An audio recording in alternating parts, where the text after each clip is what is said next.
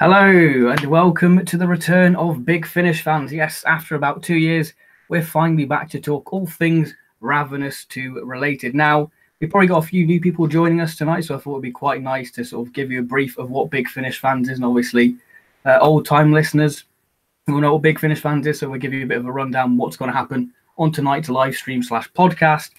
So basically, we cover the latest Big Finish news and give our opinions on that, and we're going to talk about some upcoming releases over the next couple of months. And we move on to our main topic of discussion, which is Ravenous 2. We have done a Halloween special, which is quite topical because we're near Halloween now. So if you want to know some spooky Big Finish stories, then you can check out the link in the description below for that. And then once we've done Ravenous, we may do a bit of a Q&A. So if you have any questions throughout the live stream, we will answer them at the end of the stream, but please keep them related to Big Finish. We're not going to talk about Series 11 because that's what the Hoovian High Council's there for. So yeah, let's see who we've got on tonight's show. So, Jarkin Reviews, say your hellos. Hello, I'm Jarkin Reviews. And then we have TARDIS Guy at 123. Hello, I was just looking for the unmute button quickly there. We've all been there. So, let's start off with the news. So we've had the most recent bit of Big Finish news, and the most recent release is a vinyl release that was out yesterday in Sainsbury's, which was Zygon Hunt, which was exclusive to 2,000 copies. And boy, I can see why they called it Zygon Hunt, because it certainly was a hunt. So James, tell us your story about Zygon Hunt. Oh, fucking hell. I think I left like the flat at about 8:30, and I didn't get back until about 2. I was out for about 5 hours, just constantly looking for this. Went to 3 different Sainsbury's, and it was in the second Sainsbury's they called up another one, and I got the last one reserved, and I ended up with number 314 out of 2,000, which not a bad number. My Cold Vengeance one was a bit better with 42, which I was really pleased with that one. But I would say it's worth it. The Zygon Hunt, in terms of the overall look of a vinyl, I think this one's my favourite so far, which is funny because I've always hated the cover for Zygon Hunt. Yet I think the advantage of this is no sidebar, because it lets the artwork spread out, and it lets you appreciate each element a lot more. It's what I spoke about in my review for the previous 2 vinyls, especially in Infamy of Zaros. That was a terrible cover. Yet, when it came out on vinyl, they reworked it, and they let each element complement each other with a fantastic use of colours and the just overall design. And I think this has really helped Zygon Hunt as well. It's stunning. The vinyl itself, the record, it's not the colour it was advertised, which is traditional, I think, for these releases to have one as advertised and one not, as it's pretty much a blood red, or if you very want to be pedantic, very blood orange, not the bright orange that it was advertised as, but it's a super nice colour, so I don't really care, to be honest.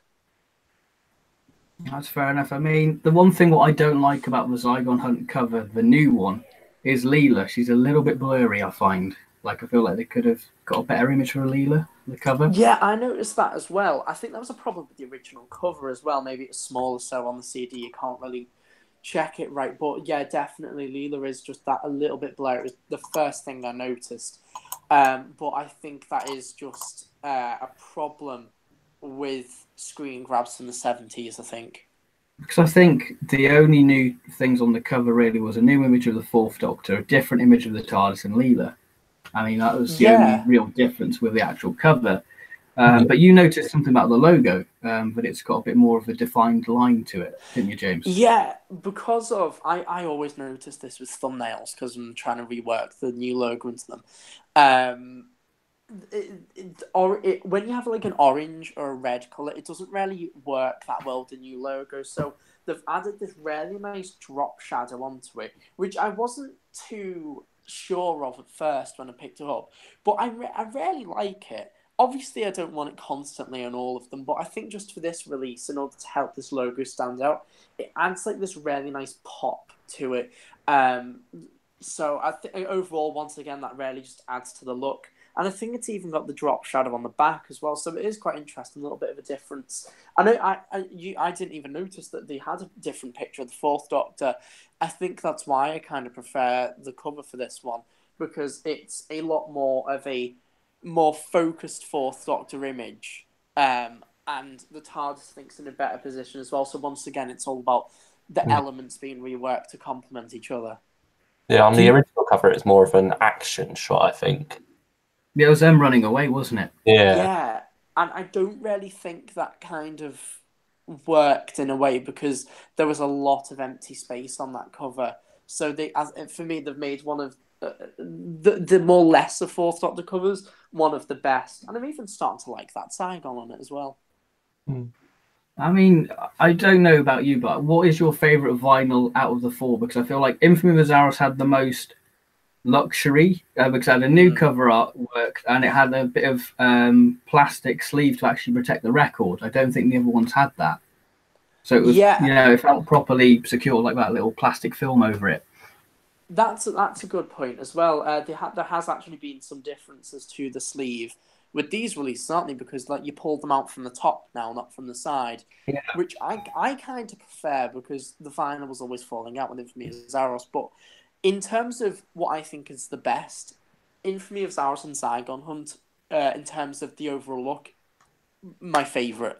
The worst one, Cold Vengeance. I'm just not feeling that one. Is it because of the photo of Tennant? I just think it's a shit cover. I've never liked the cover for it. I think the standard covers for Series 2 of the 10th Doctor, well, Volume 2, are crap. I think they're really bad. And it feels like they've not even tried to rework the artwork for Cold Vengeance. It just feels very standard. There's so much empty space on it. It looks really weird, how their bodies, cut off with that fade. It's just a very odd cover. And I noticed that with the previous vinyls, I don't stop looking at them, and I've not stopped looking at Saigon Hunt. Yet with Cold Vengeance, I took out, had a look at it, and I plonked it on the shelf, and it's pretty much stayed there since. So I bought this more out of necessity, and the fact that they delivered it as well, which was pretty much the only reason I got it, because I wasn't bothered about going into town for this one. So yeah, I think Cold Vengeance does get the bottom of the tier. That's not to say Energy of the Daleks isn't great. I love the Energy of the Daleks final. I just think they the way that they reworked Infamy of Zaros and Saigon Hunt much better. Yeah, I feel like with Cold Vengeance, that sort of suited the sidebar style because it felt like a classic book, one of the books we would have got during the RTD era. It's very much fits that layout and sort of feels like a homage to that. And that's very much lost on the vinyl, and it just feels like two separate layers have been placed side by side. And you can very much tell that it wasn't designed like that, and it does just feel like awkwardly placed there. You sort of like got this mist going, sort of like bordering it almost at the top and bottom. Agreed. So it's like with Infamy of Zaros, there were so many elements on that cover that they could spread out across like this square vinyl, which worked beautifully, and that's why it's one of my favourites. But with Cold Vengeance, there's just not enough elements, and it's a very bland background, isn't it? At least you with can tell it's been rearranged. It just Oh yeah. At least with Saigon Hunt, there's trees, there's the more pterodactyl creatures in the background, there's the target on the Zygon. It's beautiful. There's so many elements you can play around with to fill up space. Yet this generic spaceship with a green filter and this kind of blur, it's just not very eye-catching, is it? It just reflects the story, to be honest. But it is quite a compact cover, Cold Vengeance. But I will say this in its defence: the vinyl's very pretty. I like the emerald greenness of it. The vinyls this year, I think, are the best because I think, the way they're transparent now, that's beautiful.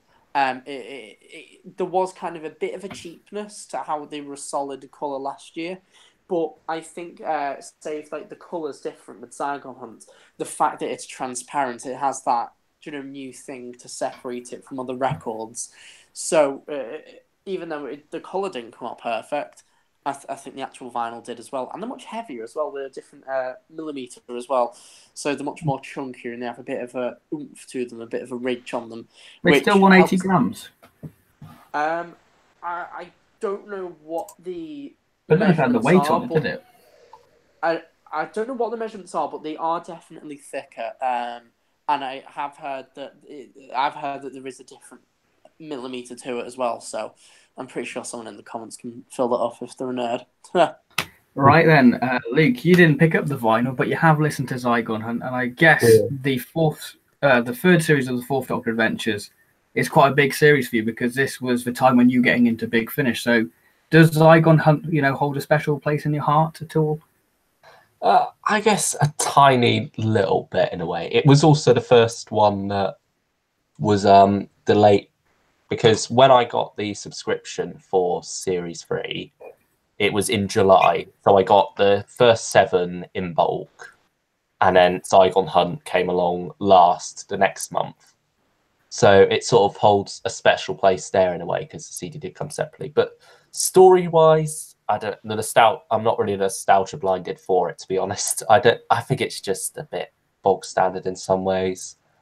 I'm glad that it took the Zygons away from Earth and did something new with them and tried to do something a bit different. But ultimately, I think it suffers from the 1 hour format, really, and it can't quite explore the ideas that it's trying to enough, unfortunately. So, yeah, it's all right. And I think for vinyl, it makes sense. You've got Fourth Doctors and you've got Zygons, this sort of big classic monster. So you could see why they put it on there. But yeah, ultimately for me, story-wise, I just think it's all right. It's nothing too great, especially compared to some other strong ones in Series 3, really. And yeah, as for why I didn't get the vinyls, I think it's more just a thing of I didn't want to have to go through all the hassle of getting them all. And I knew that if I got one, I would want to sort of have that complete set. So in a way, it's just not having any does stop that temptation of wanting to get a complete set as well.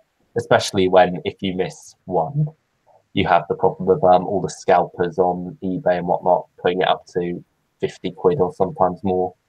But this one's been all right, actually. Looking at eBay price, it's not too bad. It's about 35 quid last time I checked, so it's okay at the minute.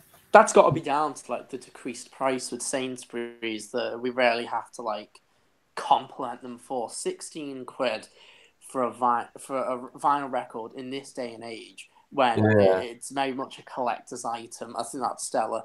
So 30 quid, not that bad, but you're still a prick if you buy 2 of them with the intention of selling one on eBay. Yeah, it's also nice that they've gone up to 2,000 as well now for this one. Like they have up the numbers of this time around. Yeah, which is ironic, even though this was the hardest one to get. Yeah, this has been. I thought this would be the easy one to get because it's 2,000. Brilliant. There's going to be loads about. But did it happen? No, because my local area, as I kind of feel like I'm the only Doctor Who fan in my area. But it's only when you start to get these exclusives when you're like, oh damn, people like Doctor Who in my area. Because when Energy of the Daleks came out, I got it on the Sunday, and bearing in mind it was released on a Friday, so I was like, if it's there, I'll get it. They still had 3 on the shelf, so I was like, oh, I'll buy that. And then obviously Cold Vengeance you ordered online, and Infamy they had about 2 in the shop, so pretty much fine. With this one, I left the house about midday to try and get a Zygon Hunt. I went to the same Sainsbury's I went to get where I got Energy from. Didn't have it at all. It just had the little thing saying Doctor Who Zygon Hunt, and I was like, great. I even looked behind the other vinyls just in case somebody hid it, just in case they couldn't just get it, straight like their end. So I was like, great, let's go in the car because I've only got 2 Sainsbury's by me. So I had to get in the car and go for another 20-minute drive and literally did a brisk walk inside that Sainsbury's, dodging many pensioners because the amount of people that were shopping that day was unreal. It must have been National Pensioner Shopping Day. And I went to the vinyl section and a bloke was holding it. And I looked to the shelf and that was the last copy. And I was like, great, I'm going to have to go on eBay. Bloke put it down, happy days. I went and grabbed it. and I was guarding it in the trolley. Like I was super conscious because I knew it was the last one, and you don't know if anybody else has gone there specifically for it, and you've just got it in your trolley, and you think they're going to take it out of my trolley. So I was basically guarding the trolley, and I'm very happy to have it. Just to say, I've got the complete 4, and plus, I realise Zygon Hunt. It's a very good story, in my opinion. And there'll probably be a review of that out shortly. But last thing on the vinyls, Chris Griffin, I think it's Chris. Is it Chris Griffin? Yeah. The marketing guru, the person who looks like Ricky Gervais, has done many live streams on Instagram, Twitter, Facebook, going into the same Sainsbury's store and HMV about 4 or 5 times just to go, hey, look, the vinyl's out. But he let slip that there is another vinyl coming out, not this year, but next year in January. And he said that it's going to be an 8th Doctor release. So that's very exciting. So what would you like to see done for the 8th Doctor? What story sort of springs to mind? And in general, what stories would you like to see released on vinyl next? So, James. Well, I always tell everyone, you want to get into Big Finish, Blood of the Daleks Part 1. And the whole incentive for these vinyls are for people to go, oh yeah, this is pretty good, isn't it? I'm going to go to bigfinish.com and I'm going to order more. What better is doing that than releasing Blood of the Daleks Part 1? Because I think on that note, quickly though, how many people have seen one in stores and gone, oh yeah, I'll pick that up? Because usually all the fans who know about it have rushed in there and bought them all up before that can happen. See, that's the reality. But the general reasoning for actually doing these finals is to get it out there that Big Finish is a thing. But obviously, naturally, it's just going to be existing Big Finish fans who get them. But I'm just going with the logic of what's going on in Big Finish's heads as the person and not us, the consumer. They're thinking they're getting loads of new fans, aren't they? So so I think Blood of the Daleks Part 1 would be stellar because it's a brilliant story. And since it's Part 1, you're going to want to find out what happened. It's got a fantastic cliffhanger, and you're going to go on bigfinish.com. Oh, $10.99, not bad. Might even go on Amazon. Get it for $4.99, and you're going to experience the second part, and that's going to probably get you hooked onto Lucy Miller. So I am more up for Blood of the Daleks Part 1 if it's an 8th Doctor. I really like Jaws, Ben, of We're in Dawn. My idea, We're in Dawn, yeah. That's an interesting story to me and one I'm really intrigued in. So I think that would be really good as well. You mentioned other vinyls that we want. I kind of thought 4 stories, 4 Doctors, 4 records. And I retweeted Host Productions with this. And I thought Blood of the Daleks Part 1, again, what I've just said before, Return to the Web Planet, 5th Doctor, definitely up for that. Zarbi, fantastic artwork. Problem is, I think with that one, will they have the original elements and the original layers of that? Because it was quite a long time ago that was released, and it might have even just been done by a totally different artist. So we have to think about that one in terms of the actual presentation of it. But I've heard Return to the Web Planet's pretty good, so why not? Sword of the Chevalier, you might as well just release all of Volume 2. People are going to get the 10th Doctor because it's the 10th Doctor. The historical aspect may put the average person off, though. However, you are presenting yourself as Big Finish. We do this type of story, and it's like with Infamy of the Zaros. That didn't have a returning villain, did it? So it kind of played off 10th Doctor, Rose, and Jackie. That's what it relied on. Exactly. At the time, we thought that might have been the only the only vinyl, really. Well, along with Energy of the Daleks, we didn't know that this would be a continuing thing later on with Cold Vengeance and Zygon Hunt. Exactly. And people are going to buy the 10th Doctor and Rose because it's the 10th Doctor and Rose, which is audios that we are going to talk about in a bit. So I think Sword of the Chevalier, you just might as well release all Volume 2. But I think Technophobia may be another good one. It's an okay story, but it's a really nice artwork as well. But I just would be a bit more happy if they just kind of filled that gap in and just released Sword of the Chevalier. I also thought for the 4th Doctor, because I think I really would like to see, the 4th Doctor every year, because he is such an important Doctor. The Eternal Battle, Good shout. Quite recent. Probably the best art, I think, a Fourth Doctor title has ever had. And you've got the returning villain and the Sontarans as well. So, again, 4 stories, 4 Doctors, 4 records. Going back to your mainstream point, one thing what I would say to improve the vinyls and to get people on the Big Finish website, offer a download code with inside the vinyl, because not only you're getting a download of it, but you're getting traffic on the website, and then you're getting Joe Public to go, oh, look, they do quite a lot of stuff. They don't just do Doctor Who. So I think that's a good way of them to really utilize that vinyl format, in my opinion. And also, I you agree get with quite that a few one. people who don't actually listen to the vinyls themselves. Like, you get people who will just buy it to have it like sitting there and to say that they've got it. But then if you download code option as well, then they can have it still, not have to listen. Because like some people don't even own a record player. Like if this vinyl is going to be like one of the only vinyls you're picking up, what's the point in getting a record player? If you know you're getting a download code as well, then you've got your vinyl, and you can also listen to the story through download. I know. Loads of music records, bands I like, they do pour download codes on the sleeve inside. So I think that's a stellar idea as well. You could also have like a bit of paper in there, because I know with some records, like DWM. That special magazine for Series 11. APR. With some records, my 8 Mile soundtrack, it just has this really nice little artwork, kind of just on a square bit of paper. That can be your download code thing. You can do so many things with them. But yeah, download code, especially if you want people to get onto Big Finish. Totally agree.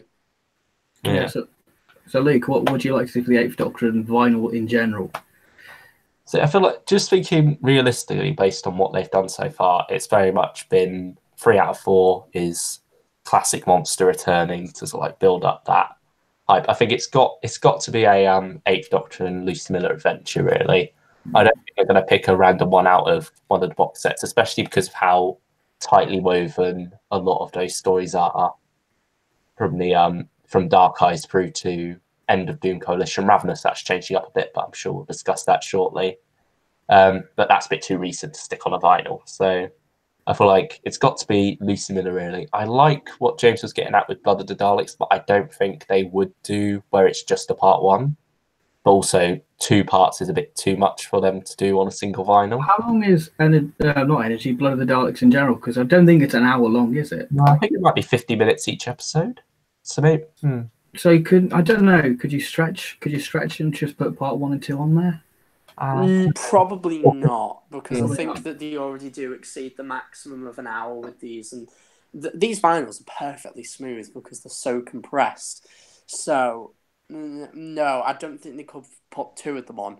But it's some nice experimentation as well. You can't just go, oh, that might not work, so we'll not do it. People are going to buy it anyway, so might as well just release a part 1.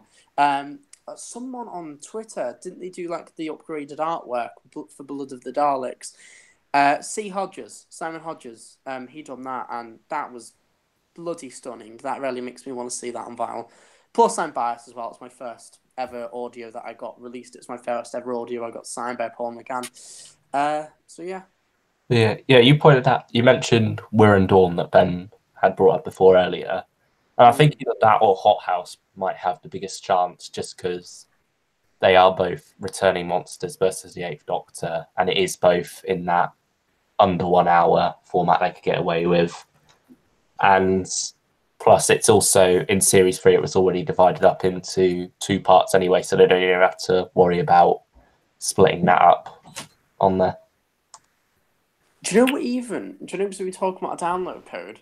And if Big Finish were very, very generous, if they released Blood of the Daleks part 1 on vinyl, code to part 2. Why not? But that's just a little idea. If they are feeling very, very generous, probably not.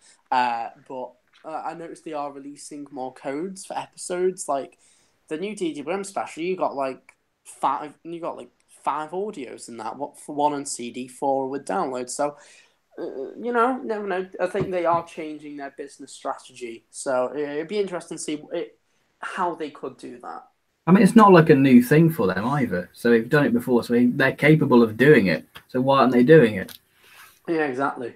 But vinyls for me, like you guys said, I suggested we're in Daunt because obviously classic monster, Sheridan Smith and Paul McGann. It's going to be great. People are going to love it.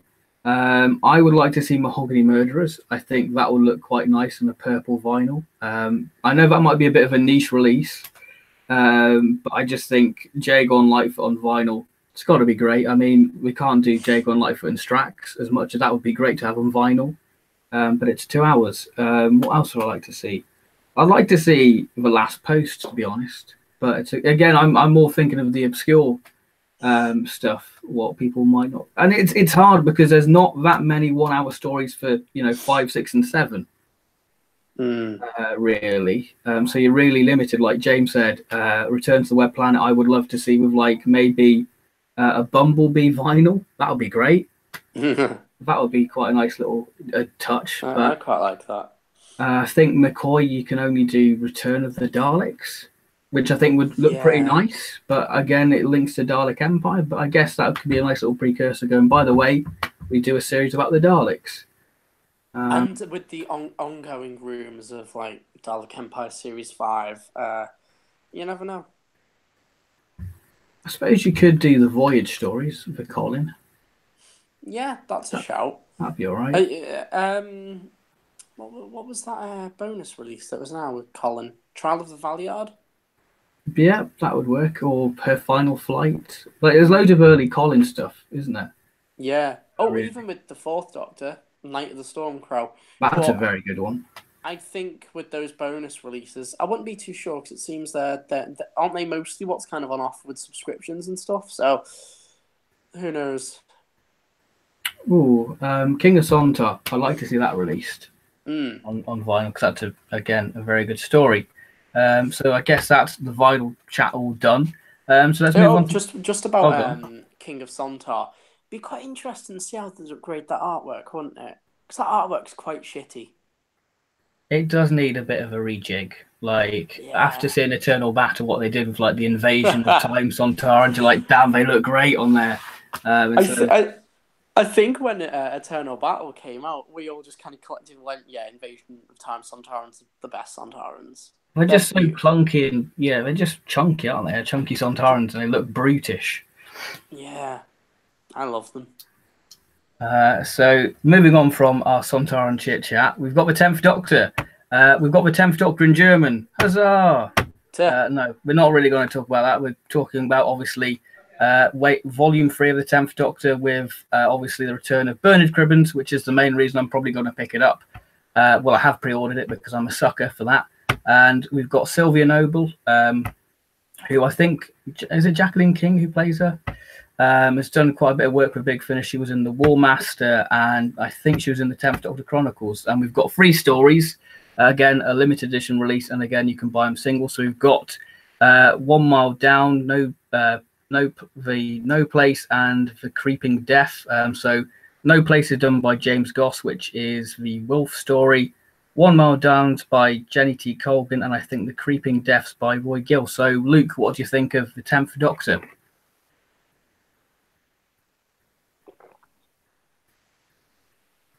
Was Luke not there? Seems to be a little bit stuck. James, do you just want to just go? Yeah. 10th Doctor, Volume 3. I don't know. I really don't know, because I think the problem with these sets is that they continuously build off the nostalgia of these characters in this situation. Generic plot, generic kind of villain, yada, yada, yada, piss about, wham, it's end. Rinse and repeat. So, I would kind of like if it was maybe this kind of like what they do with the box sets, ongoing kind of plot, like what they've done with Ravenous 2, but then they cut out like the releasing them on singular. So I think it's such a problem with kind of that it's a very, what do you kind of call it, commercial kind of release. It's not done for the enjoyment of these characters. It's made for you to buy because of these characters, if that makes sense. Do you kind of know what I mean there? Yeah, I get it, because they're playing off the fact that it's David Tennant and Bernard Cribbins all coming back. Mm. Not on their own merit, if that makes sense. The Infamy of Zaros, I think, rarely done something different with it, and I really loved that release. Oh, sorry, you cut off there for me. Did I overlap there? Oh, no, you're fine. With Infamy of Zaros, I really enjoyed that release because they actually done something different with the format. It was pretty much this kind of tribute to Hitchhiker's Guide to the Galaxy. This, at least the first part of the book, where it's this sleepy village alien invasion, and the Zaros are very much inspired by the aliens in Hitchhiker's Guide to the Galaxy. My Hitchhiker's knowledge has just gone completely blank there. So that was quite interesting. But I think we do need to move past oh, look, the Doctor and Donna again. Oh, but this time it's Wilf. We all love Wilf, don't we? So that's kind of what's putting me off the release. I might get it if I hear good stuff in the first week, like I did with Ravenous, while it's cheap. But I'm not afraid to miss out on it as well, because I didn't buy Volume 2 either. Yeah, you got the finals. Yeah, exactly. For me, the improvements I would give Tennant is, like you said, give him a box set, kind of in the vein of Dark Eyes, but don't do a massive 4 box set series. So just do like a special box set where it's got like a beginning, middle, and end with an arc, really. Yeah. And I think what would be quite interesting is give him a new companion. You know, really do something in between the specials. And I think that'd be quite interesting to see. And I think me and Luke said, give him a classic companion. Could you imagine him with, Tegan, the 10th Doctor and Tegan? I think that would be a really interesting dynamic. And I think me and Luke said as well, it'd be quite nice to have like Lucy Miller, because I think that would be an interesting dynamic. And obviously because the 10th Doctor has, the hindsight of what happens to Lucy. So I think that'd be quite an interesting thing to play with. Like just one story, just have, could you imagine David Tennant and Sheridan Smith in a story together? It'd be amazing. And Flip as well, because it's like Rose. It'd be quite interesting to have like a Big Finish original companion and a TV Doctor. I know Leela's kind of a bit saturated, but she was one of Tennant's favorite companions back on the day. So I think just imagining the extras, the interviews with those two, and Tennant being like an excited child that he got to work with Louise Jameson. I think that'd be really fun to listen to. Or we're probably a long way off this, but like New Doctor's classic monsters, I think that's a possibility, but we're not at that stage yet in terms of Big Finish. But as for Volume 3, I'm excited for it because I love Bernard Cribbins. Everybody loves Dancing Wilf. And for me, I just want a box set just for 10th Doctor and Wilf. Like, I've been wanting that from day one. Could you just imagine those two? Be great. I mean, I would have liked to have seen 10th Doctor and Jago Lightfoot, but sadly, we can't do that anymore, which is a real shame.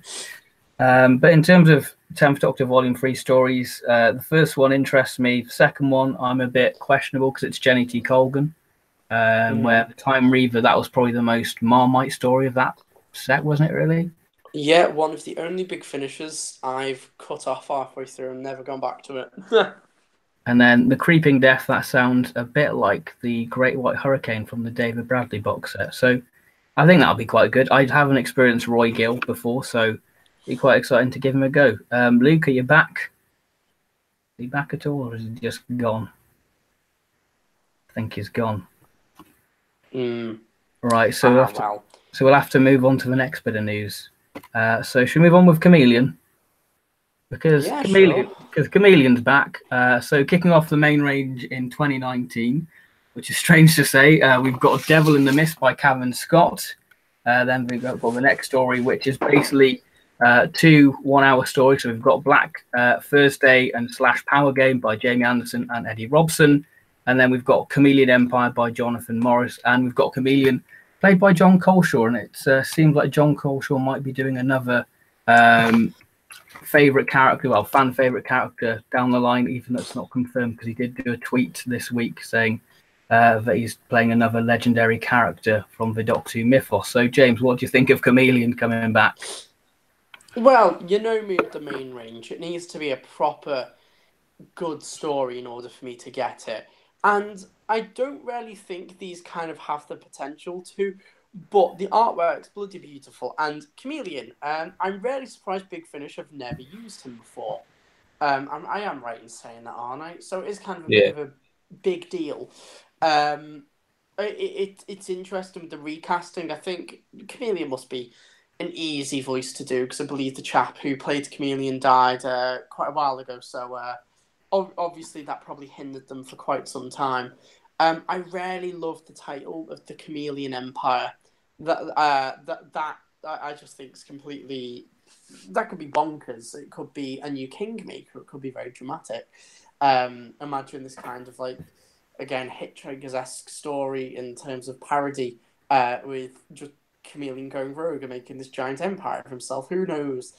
But the artwork for these covers are stellar. I know it's funny on Devil in the Mist they reused the Valiant a little bit from Series 3 and do a bit of tooling with there. And I think those hippos, the body for them is one of the big robots from the Sarah Jane Adventures. Yeah, it looks like it.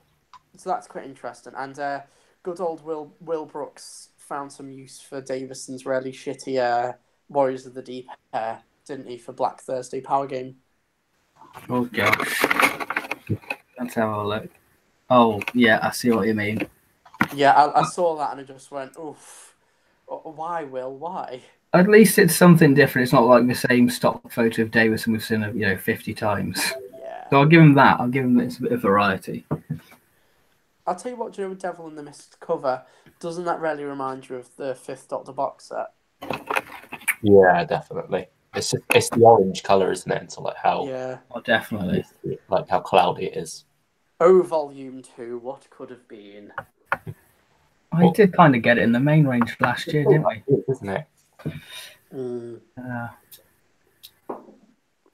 So Luke, you've been away. We talked about the 10th Doctor.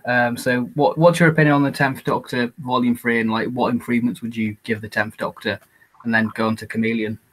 Yeah, I think it's funny at the moment because we're only 3 volumes in it. It just feels a bit same old with the 10th Doctor, sadly.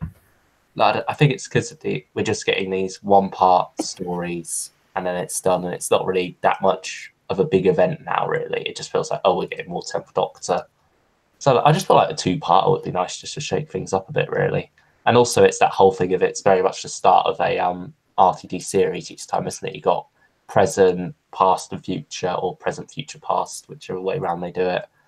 But yeah, I just feel like there needs to be a bit of a shake-up, just maybe like a 4-series, maybe like one that has 4 of them in it instead, or maybe like attempt to do a full series of 12 stories over 4 box sets with maybe even a new companion or something. I don't know. It just needs 10th Doctor at the moment just needs something new to stop it feeling this same old thing already, because it does just feel like safe stories to keep the draw new back in. I mean, in their defense, I do feel like Volume 2 was when they actually started to put their own spin on the 10th Doctor, I found. Yeah, I did find an improvement in character of him. Yeah. I just feel like the look of Series 3 at the moment just feels like it's going back to what we had before.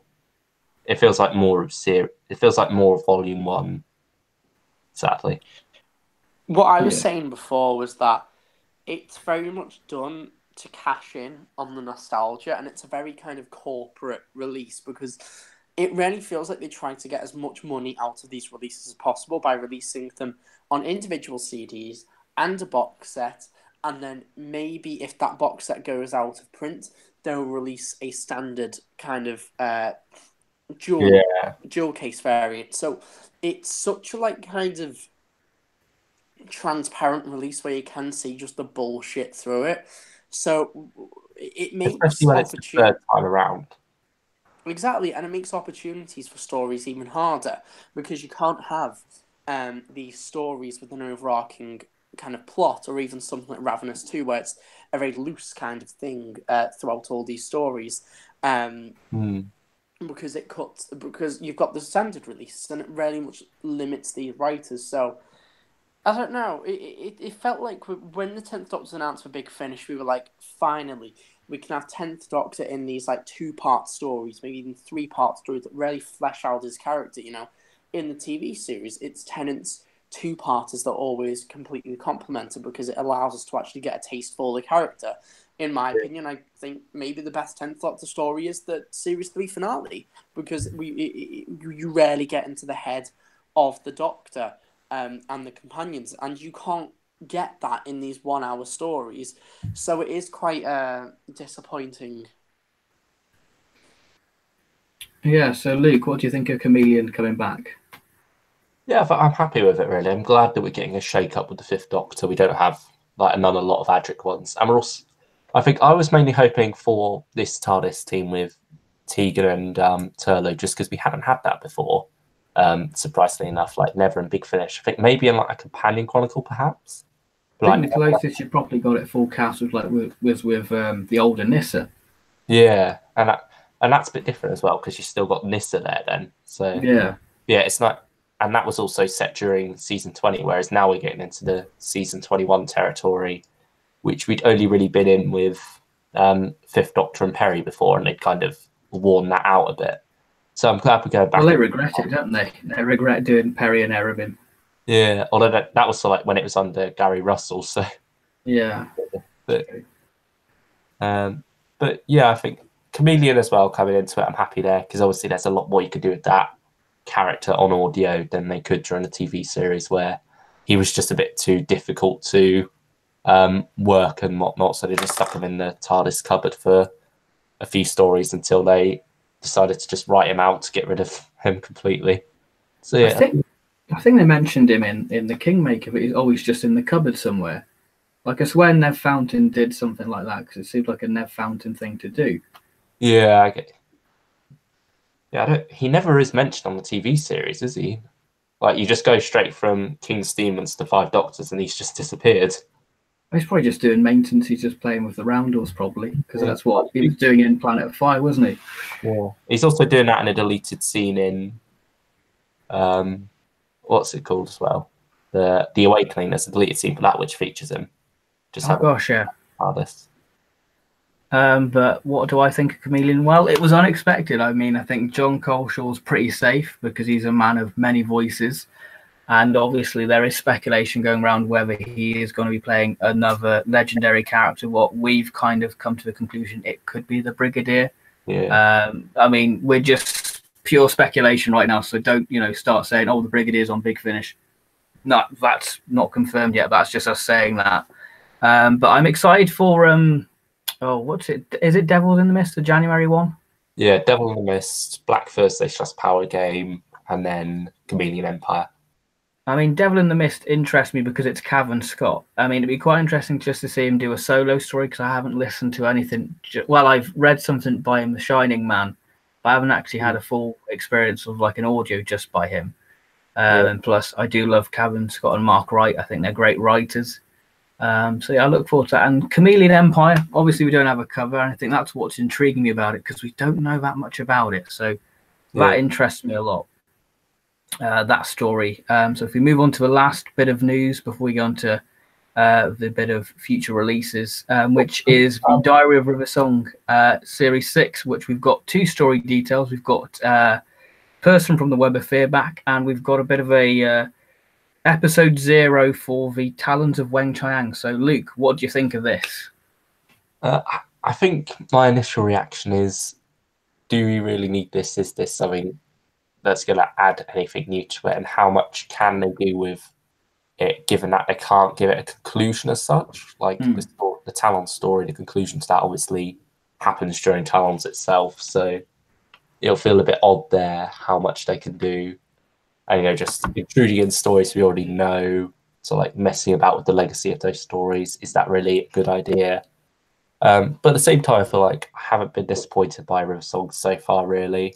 They seem to always manage to do things well. So I think I'm cautious about it at the moment. I'm not condemning it as such yet, because I do feel they have this ability with the River Song series to take these seemingly rubbish ideas and make gold out of them, really. So yeah, I'm looking forward to hopefully getting some good stories out of this, but it's a bit worrying as well, I'd say. So cautious is how I describe my feeling towards series. So it's basically a pickup for you, so you're going to pick it up. Yeah, pretty much. Unless series 5 is really bad, but. Now, my opinion on this is I was rather confused. I was just like, why do we need this? Because obviously I feel like Jagon Lightfoot had such a beautiful ending in Jagon Lightfoot Forever. So it's like, right, that's Jagon Lightfoot done on Big Finish. Happy days. They had a nice send-off. I guess it's just just to keep using Christopher Benjamin. I was under the impression until Thursday when they announced the Web of Fear one, that it was basically a Talent of Wang Chang box set. I just thought it would be that because they've gone through all the effort of recasting Magnus Grill and Lee Seng Chang. I thought they've got to be doing more than just a 1 hour story with that. And the Web of Fear one, I don't know. Do we really need that? I feel like that's at least an interesting setting to explore a bit more, like the whole idea of the Oh, Luke's had to go there. So, James, what do you think of River Song? Oh, for fuck! Right, this is a high about time to say. Right, I think River can carry a series on her own now, because it's like she's being kept on the stabilizers for too long because she's met every surviving classic Doctor at this point. And they're doing that stupid Master story, and I've never wanted Eric Roberts' Master to kind of come back, because I think there needs to be a sense of finality sometimes with Doctor Who, even though I actually quite like Eric Roberts as the Master. Again, I'm always against the idea of kind of American being the Doctor, but you can kind of make it pass for the Master, can't you? So with Eric Roberts, I think that's kind of pushing it. And it's spreading Derek Jacobi quite thinly, isn't it? I rarely hate these things because this did not work out for Moffat, did it? When Clara died. Well, not with Clara, no. Because what does it do? It takes away from the intelligence of the characters. Clara saving the Doctor all the time took away from the intelligence of the Doctor. So if this is going to be River manipulating events, isn't that surely taking away from the intelligence of the characters in those stories and overall just kind of dampening the impact that they had? So it's interesting in the way they're doing it, but for fuck's sake, just people are going to buy River. People like her stories. I'm really tempted to get that 5th Doctor box set with her that came out last year, because I've heard that's very, very good. It is very good. I know, Ben, you're not quite fussed on the 4th Doctor one, are you? I mean, it's one of those ones where you're waiting for the 4th Doctor to turn up, whereas the 5th Doctor is a little bit more actively involved, and I think because it actually links to River as a character, because it's got Madame Kavarian in, so you're interested to see if they can redeem Series 6. So I feel like there's a lot more going on in Series 3 compared to Series 4. And isn't that a sign that they can actually expand River more? Again, you've just said Madame Kavarian. And the fact that you're interested in that, doesn't that say that if they explore other bits of River's character, that would actually make a more fulfilling box set anyway? Classic fans hate River. I don't really like the character, but she can be good sometimes when she's written well. Take in Husbands of River Song, I actually really like her in that. I really like her Diana Capaldi. So I think when she's written very well, she can be good, especially on her own. So it's time to trust the character and start piggybacking on Doctor Who, because because it makes the Doctor Who universe feel very small, doesn't it? Yeah. And I think it feels very small in Big Finish currently, because, again, there was the whole controversy with Lady Christina, which you don't even hear about anymore, so that box set must have gone down. I didn't even see any reviews for it, actually. I saw neither did I. For it at all. I think I saw a couple from the usual sources, review. Yeah. Thing, but Nothing really on YouTube. Like the usual, like host production. So maybe a couple others, I think, reviewed it. But that release, everyone hated it. Hated it until it was released. Never heard about it again.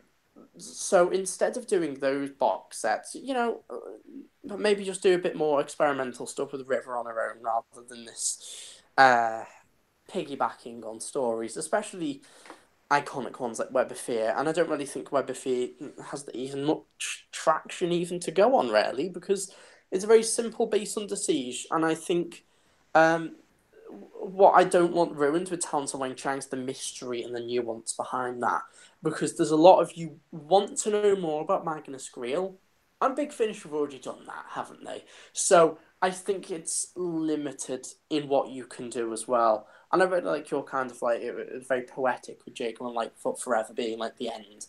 But of course, Christopher Benjamin's got to pay his bills, so who knows?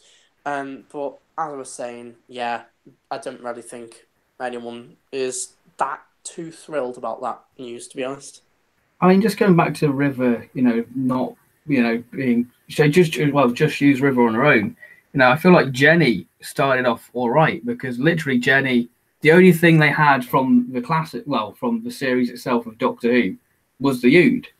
Like, she didn't rely on any doctors at all. It was basically Jenny off in the universe having an adventure. I feel like that's what they should have just done with River. Maybe just have the Eighth Doctor box set first, just to make sure, guarantee sales and make sure that the range is sustainable. But yeah, I feel like they should have just let River go now and just go, right, have fun, River. Let's just see what you can do. Instead of relying on a doctor, because it's like they don't have faith in River as a character, because they know that the character itself is so divided in fandom. But people like River Song. People on Tumblr like River Song. And if they get River Song right, she's a brilliant character. So the final bit we're going to cover before we get on to Ravenous, sorry about this, and that is basically future releases, what we're looking forward to for the rest of 2018. So, Luke, what releases are enticing you? I'd say, right, so we got November and December left, just having a quick look. Moment, Seventh Doctor New Adventures, definitely a box set, which seems quite exciting to me. I think that's got quite a bit of potential there to be good. And, having these new stories with these characters that we have had in the novel adaptations, it's nice to see them hopefully fleshed out a bit more, get them to explore the roles a bit more. I think also Warlock's Cross is another one that's quite interesting me, the conclusion to the Unit trilogy.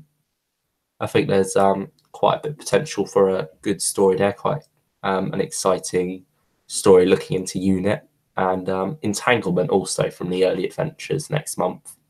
That's another story that's quite exciting me, going to Cambridge and having this pseudo-historical for the First Doctor. Because you picked up on about the Daemons. There was a little reference to... Was it the Daemons?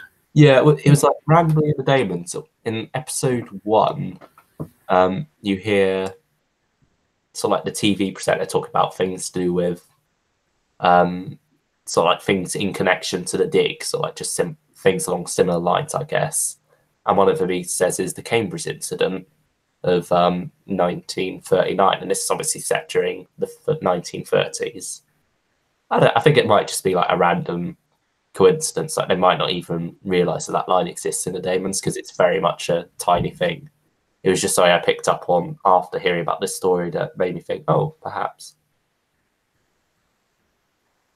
Is that what you're looking forward to? Yeah, I'd say, and then obviously War Master as well. Okay, James.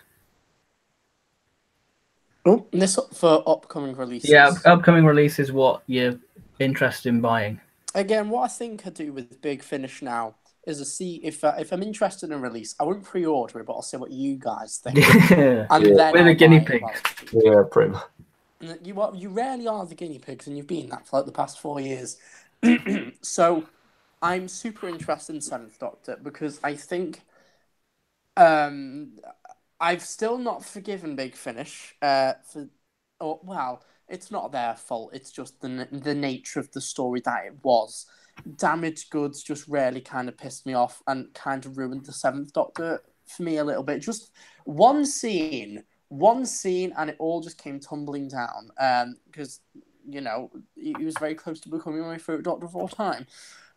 So I'm very interested to see how they can kind of revisit the new adventures with the Seventh Doctor in this new way. And I know, Ben, you've been saying for years, where's Chris and Ross in the main range? And I think this is the closest thing we're actually going to get.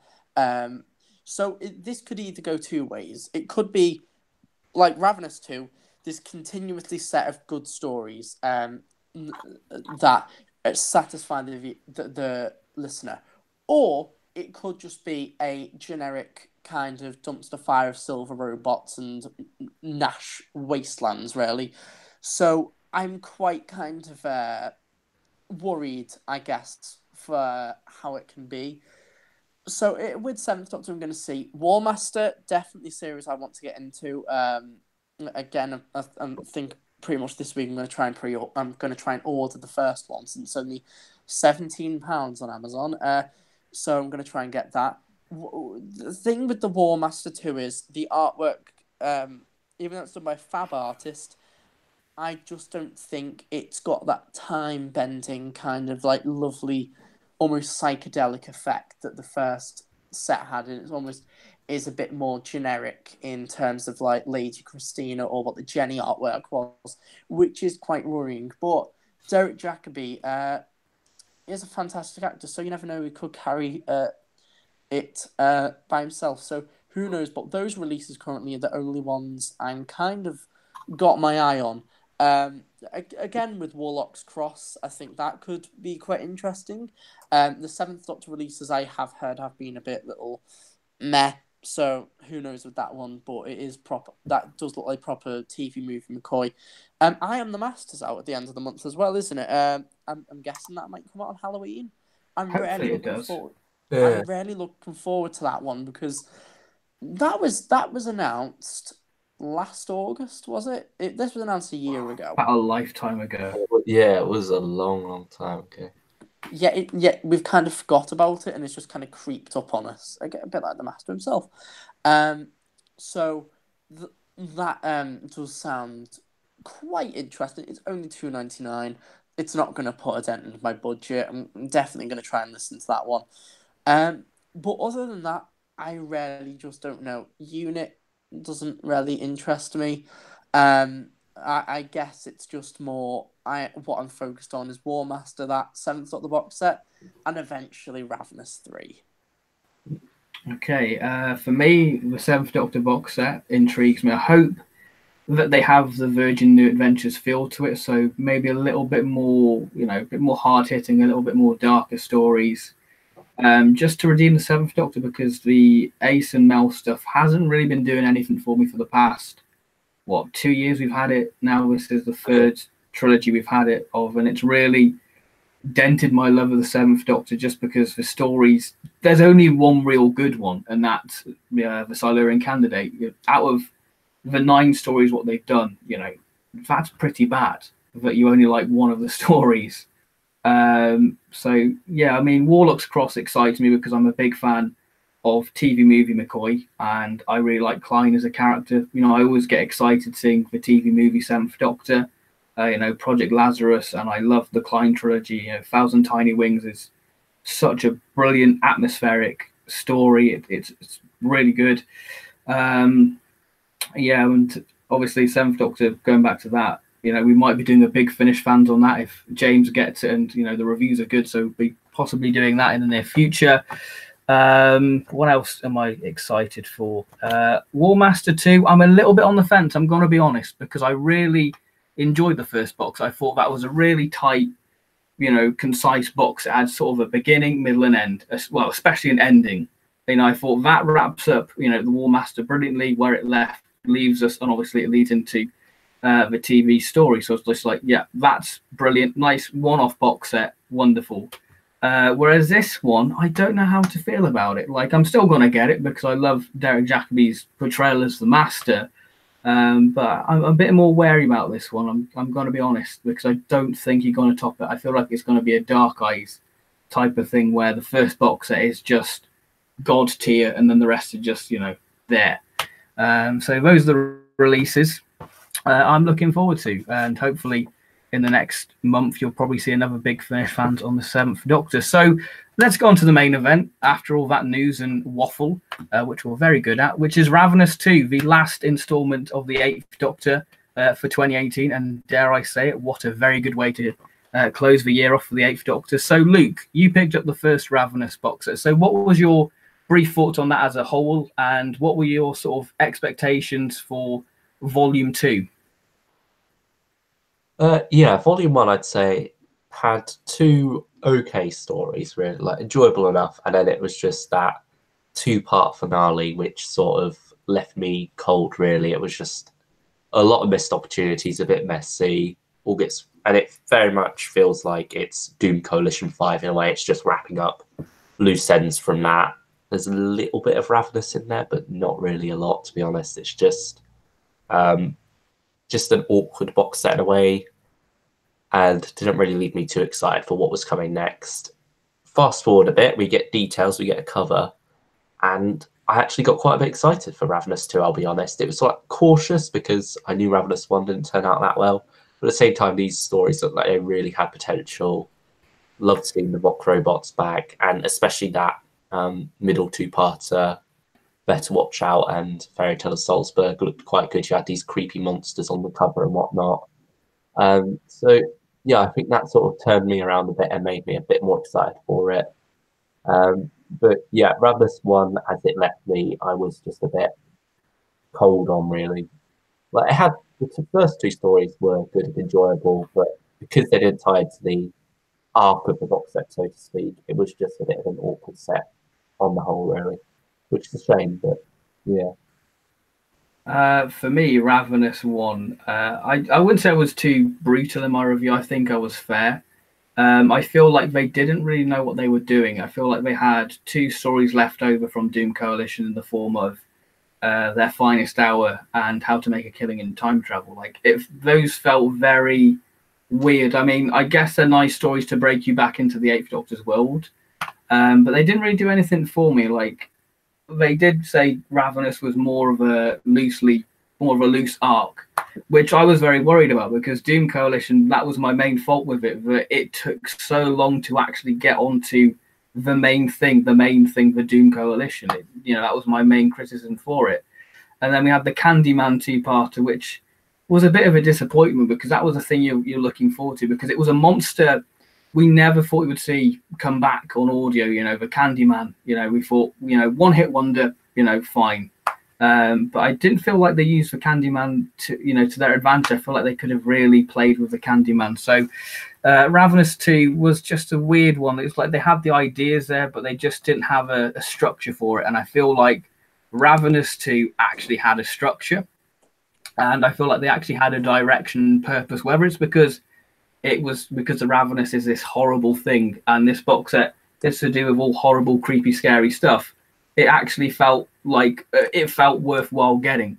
So yeah, Ravenous 1 did leave a bit of a bad taste in my mouth. I did say in my review, if Ravenous 2 was an improvement, I'm just going to stop getting Ravenous. Luckily, I absolutely love this box set. So James, you didn't pick up the first Ravenous box set, but you did pick up the second one. So are you tempted to get Ravenous 1 now, just to complete the set at all in any way? Maybe at the end, maybe one, because I'm guaranteed getting apologies. I'm guaranteed getting box set 3, because what a cliffhanger at the end of Ravenous. I'm sure we're going to talk about all about that. So maybe once it's gone a bit cheaper, yeah. Oh, Jesus Christ, again. But no, again, I'm not quite interested currently.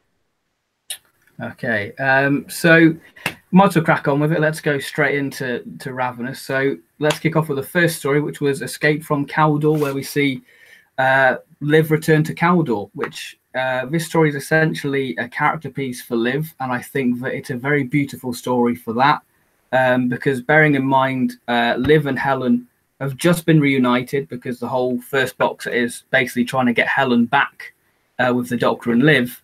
So it's quite nice that we just have basically Liv and Helen having a bit of a social, and then things go a bit pear-shaped in the form of the Vok robots having a bit of a malfunction. And this is the second story the Vok robots appeared in. This year we had the Fourth Doctor story, The Sons of Caldor, which I'm going to say this is a little bit of a precursor to, because the way the Eighth Doctor kind of diffuses the situation and resolves it, it does make me think to how the Vok robots acted within the Sons of Caldor. I mean, that's just my little theory anyway. So, Luke, what did you think of the Escape from Caldor? I think it was a solid start to the box set. It was enjoyable enough. It was nice having Liv and Helen having a little bit of fun off to the side, and then things going disastrously wrong. Meanwhile, you've got the Eighth Doctor having his own little investigation, and that leads to some interesting places, and it ends up being a nice tale about corporations and whatnot, and how you shouldn't cut corners, and it's sort of like that cautionary tale, really. And that was quite a nice little message to get in there.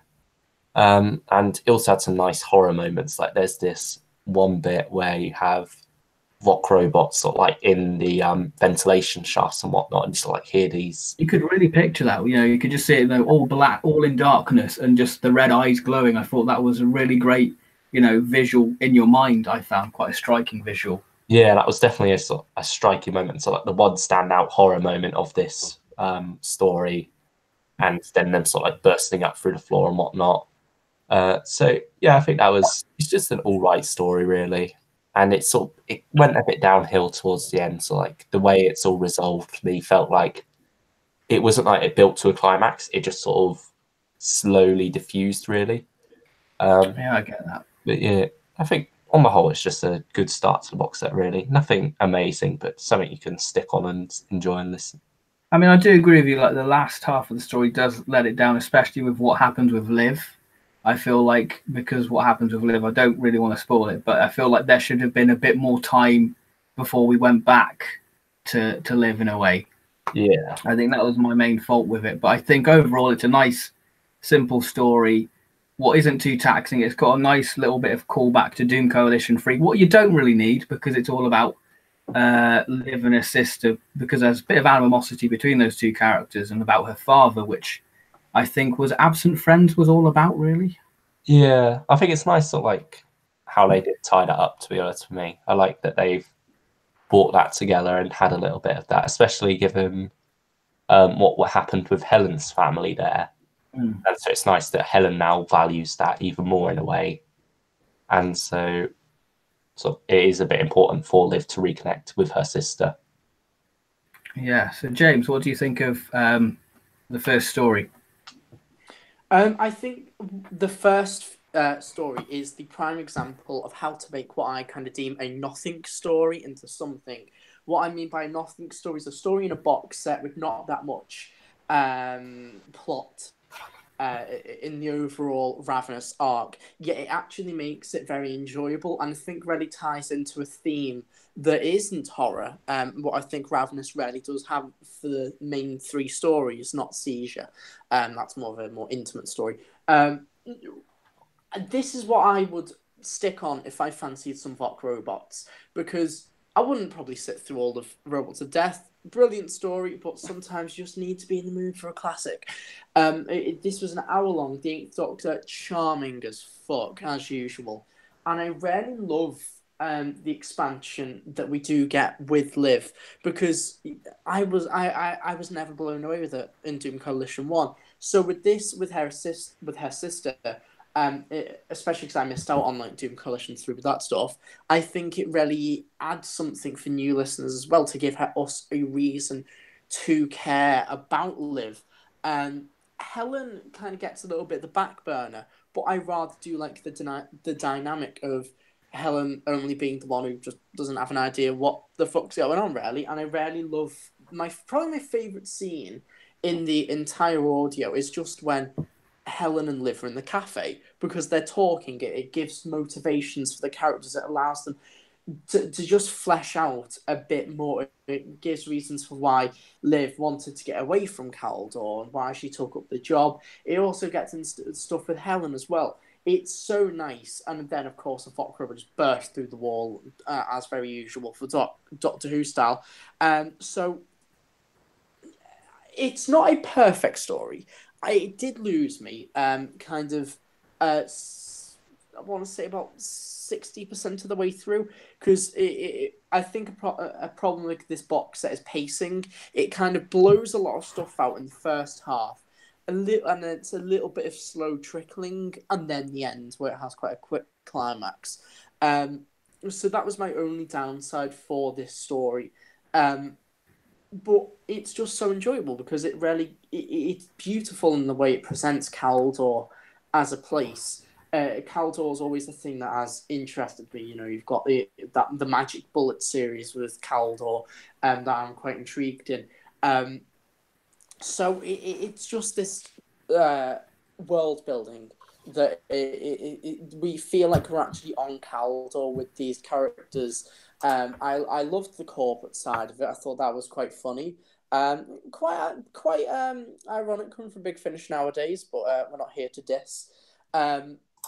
But it is what this is, and what it is a nice, fun story you can just stick on and listen to. One of the themes I feel throughout Ravenous 2, besides horror, is family, because the two-parter in Salzburg, it is focused around a family, and we have the dynamic of Liv kind of resenting her sister a little, and they do at the end kind of reconcile a little bit, and Liv kind of fucks her over a little bit and just leaves. You did mention before that you could have had Liv go off, and I do think that.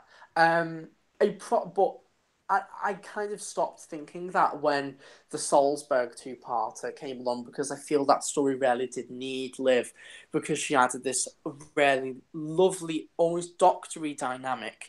And I think with McGann being out of the picture for the second part of that story, it gave Helen and Liv a lot of stuff to do, and I don't really think Helen herself could have carried on from that.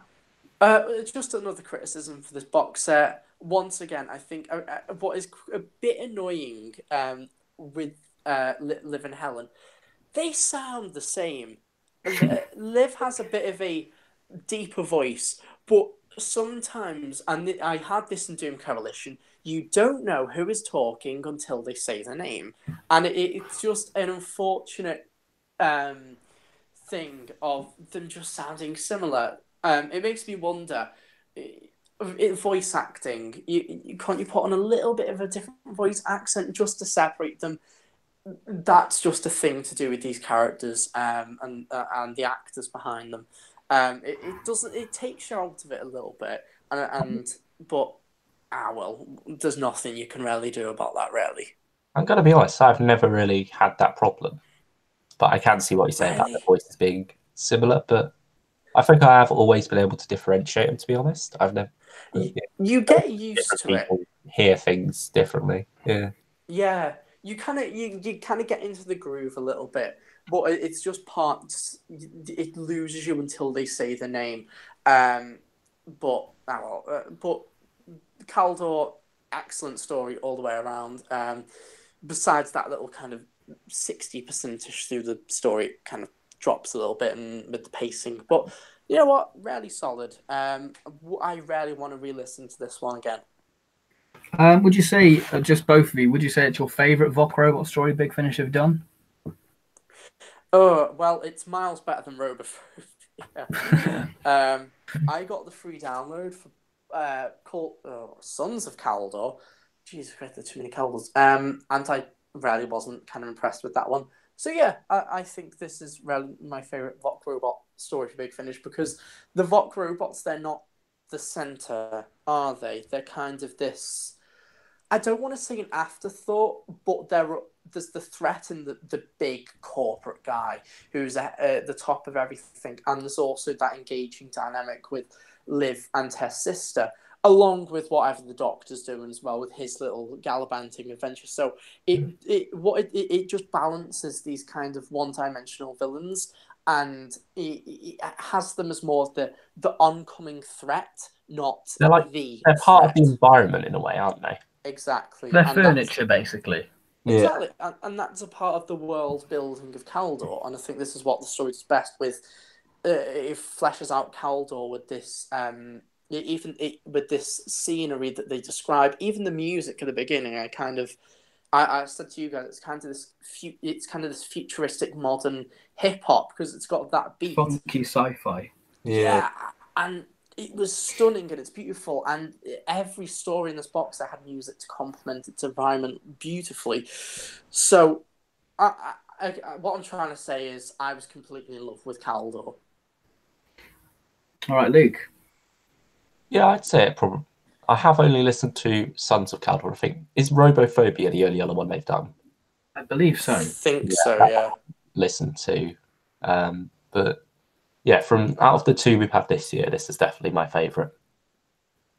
I mean, I think the Vok robots, there's something exciting about them because they haven't been used that much in terms of Big Finish, so there's still a bit of a buzz about them.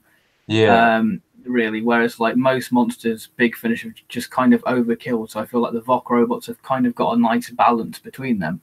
But in terms of stories, I personally prefer Sons of Caldor, just because I think it's very evocative of the 70s. But I think this is probably my second favorite Vok robot story Big Finish have done. And going back to the point of Liv and Helen, you know, I feel like it's very much a character-driven story, and it's kind of like Series 11 right now, because what makes Series 11 so strong right now is the characters, and this is one of the main things what I enjoyed this story for was because of the character interactions. This is the first story where I actually thought, you know what, Liv is actually a really good character, and it's only taken many box sets, you know, since Dark Eyes 2.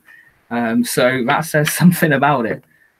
So should we go on to ratings? So what was your rating for Escape from Caldor, James? I think what I said to you guys is that I would give this story an 8 out of 10. And I think that I'm going to say 8 out of 10 quite a lot. What I think complements Ravenous so much is the fact they're not perfect stories. There's no 10 out of 10s, but it's the relaxed nature of the stories and the characters. It makes this consistently good box set. With Doom Coalition 1, I feel there was a great first part, a good second part, a pretty okay third part, and then a terrible ending. And I think that diminishes the box set in terms of its overall presentation, because you just end up with a meh box set at that point.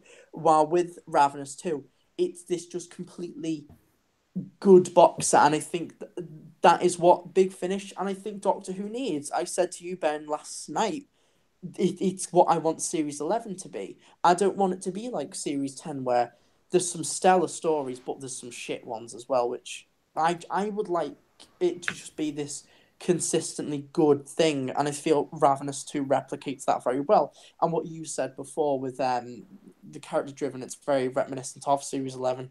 It feels very in the now, and I think that's really what helps it with this. Just Doctor Who fans are thirsting for character, and that's what the show and Big Finish, I think, are trying to tackle here in this box set. So 8 out of 10, I think, is perfectly acceptable for that. And I feel like this box set is very now, because obviously it's a perfect Halloween box set. You know, it's got the scary, spooky stuff, and it's obviously reminiscent of Series 11 with the character stuff. So, Luke, what is your rating for the first story? I think one thing that James mentioned was the word relaxed, and I think especially this story, it's a very relaxed listen, but at the same time, it's not lazy. Like the writing isn't lazy, but it is relaxed. It's quite. There is a balance there, isn't there? You sort of like where it's too laid back that not much effort's gone into this, but a lot of effort has gone into this story to make you relaxed while you listen to it. And I think that is probably the way to sum up this one. Just a nice thing you can stick on, nothing too heavy, got a good bit of character in there, good bit of horror with the Vok robots, and a nice bit of a cautionary tale when it comes to cutting corners in business.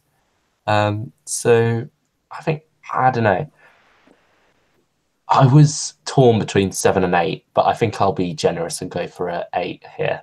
It's fairly low 8, but an 8 nevertheless. Because you said once you listen to it and you look back on it, you thought, you know what, that's one you appreciate more when you think about it more. Yeah, it's something that upon digesting it a bit, it is something I have appreciated a lot more. And definitely say I do want to stick on sometime and give another listen. For me, I And just I think think it's. what really helps. Oh, sorry. I'll go on, James, before I just finish it off. There you go on, Ben. I was just going to say it's a nice, simple story to break you back into the Eighth Doctor world. So that's why I'm going to give it an 8 out of 10. It does what it should do. It's a nice little strong opening box set, gets you back with the characters, and a nice little catch up from the previous box set.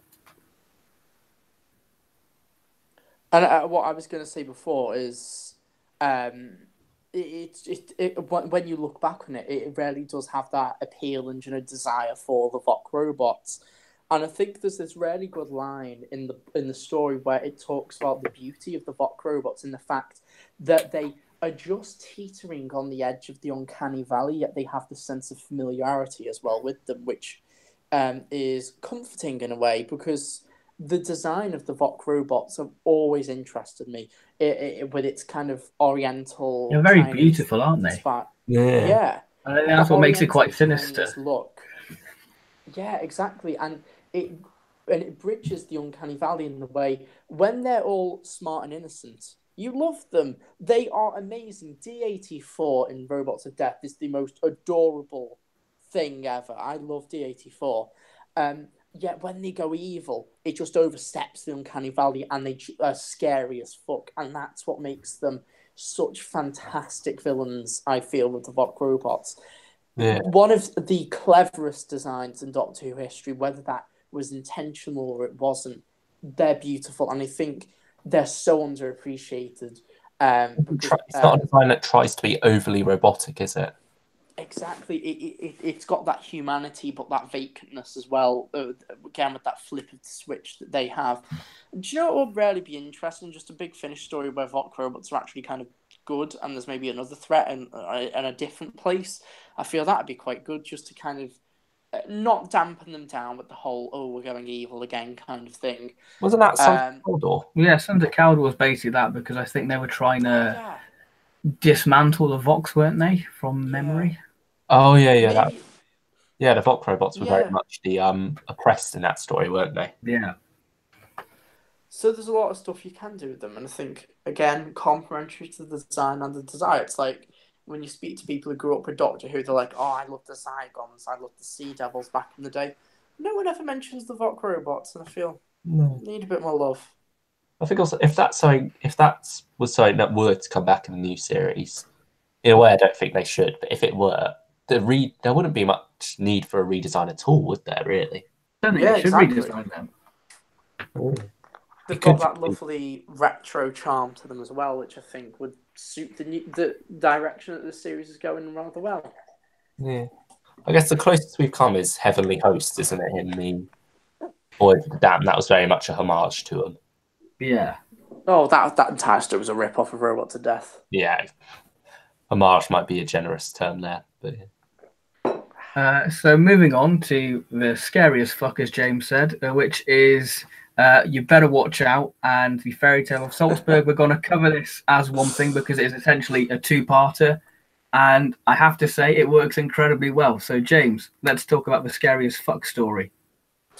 Well, this story is scary as fuck. It plays on the Krampus, a topic that I don't really think had much mainstream until that really shitty movie came out a few years ago. So I was a bit kind of nervous about going in. What are they actually going to do with it? They're going to kind of hop on this mainstream kind of thing. But no, they didn't. This was it started off very innocent. I love the Doctor, Liv, and Helen walking around the Christmas village in Salzburg. It's so charming, isn't it? And it does get you into that Christmas mood, because I'm not being funny, I count down Christmas as soon as October starts. Like Halloween not usually bothers me. Christmas is like the main thing of the year. I love Christmas, and I feel this story just perfectly captures Christmas. Do you know when McGann he's talking about that story at the beginning, where McGann says "Daddy"? He's very self-aware. that was so charming, and it really makes you think. Would you love a story of McGann just kind of reading it out almost in this kind of companion chronicle like thing? Because he carries it so well. It reminds me of Scherzo, you know, when he does like the Foolish King monologue at like the start of every shirt. It kind of reminded me of that in a way. And that's a compliment, you know, to McGann's acting. The fact that he can balance all these characters and make them so unique in a way. Again, it's a nice homage to Scherzo. So this story just had everything. And it was bloody creepy. You know, you've got those little shits, the dwarves. Oh, the imps. The imps. And it's so funny with Liv. She kind of has this repeated joke where she just kicks the shit out of them. Like, and I think she does it 3 times. And at one point, she just goes into this full scrap with them, and it's bloody funny. Even McGann had it as well. He like smashed the car into one. Yeah, that was amazing. And it's just like, yeah, fuck yeah, I want to see that animated. I don't know who voiced the imps. Actually, here we go. Carla Mendoza and Kate Rawson. I probably mispronounced the name of poor Carla, but I think what really added to the earthiness of the imps was the fact they were only voiced by 2 people. I actually thought they were only voiced by 1 person. It gave them like this kind of creepy clone vibe, didn't it? And them just walking up to people going, "You're going to hell." I'm sure we've all been to like a weird fair, and the people acting in the fair are a little bit too touchy, and it kind of makes you a little bit uncomfortable. And I feel that's what Matt Fitton rarely, John Dorney rarely plays very well with that. That natural kind of fear of being uncomfortable in public. And of course, everybody's fear of the fucking devil when the Krampus comes out of the earth and just rips it apart and burns down Salzburg. It's just stellar. I really loved this. Again, I think I'm not going to mention it too much. There is the pacing issues around the 60 to 70% mark through the duration. There is a little bit of drag, but then it always just picks up at the beginning. And what a cliffhanger Better Watch Out as well. Oh, definitely. Yeah. What beautiful, beautiful story. I'm totally going to re-listen to these 2 on the 5th of December, where this story is set. Wonderful stuff. I was a little bit wary about this story because you know when they release a story, you know, and people are tweeting about it, and you see it on your Twitter feed going, "Oh, this is the best story ever," and you're just like, "Oh, I'm really looking forward to this, but I don't want to overhype it." Yeah. And so you kind of try and go level-headed in it, and you know, as soon as you get to like the first 20 minutes, you're like, "Bloody hell, I can see why people are loving it," because the first 20 minutes are so solid. It is just incredible, just having the story time with McGann, and just like James said, that he brings such life to these characters, even though they're not an integral part of the story. You know, you believe that, you know, he is telling the story to his father is telling a story to his child. You know, you can honestly believe these characters, which is wonderful. And I think, go on, like design there, isn't it, as well? Like, they didn't just have McGann talking; they actually put in the sound design of the house and the girls' room and everything, just to really immerse it. And you know, Better Watch Out is just a fun, spooky. You know, it's spooky, festive fun.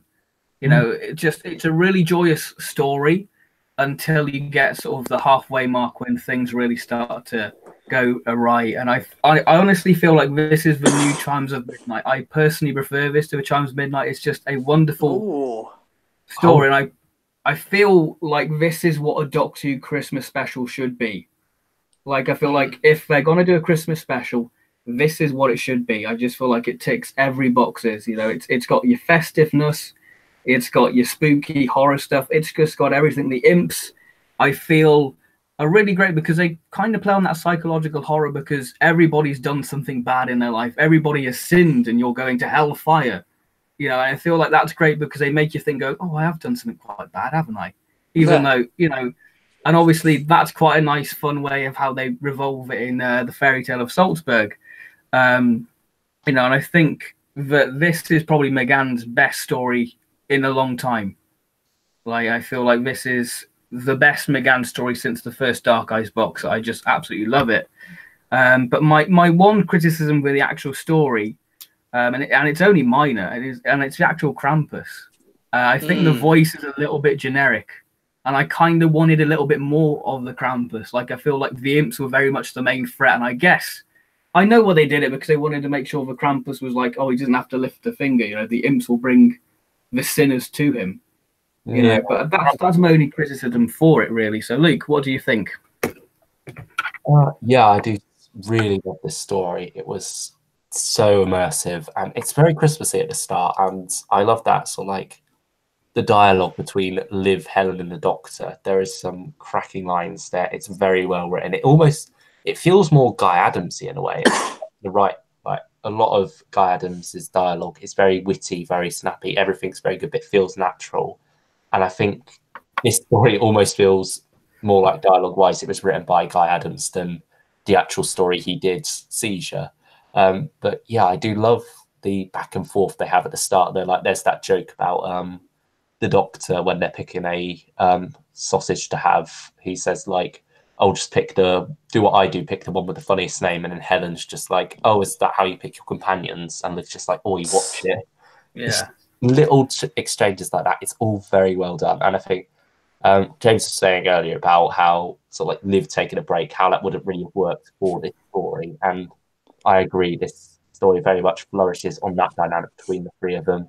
And it's a story about family in many ways. And I think having all three of them together as this family unit that they've become is fitting for that, and fitting for that Christmassy season. So I love the interaction between them three at the start. Obviously, they get split off later, go in their own directions, do their own things for the plot.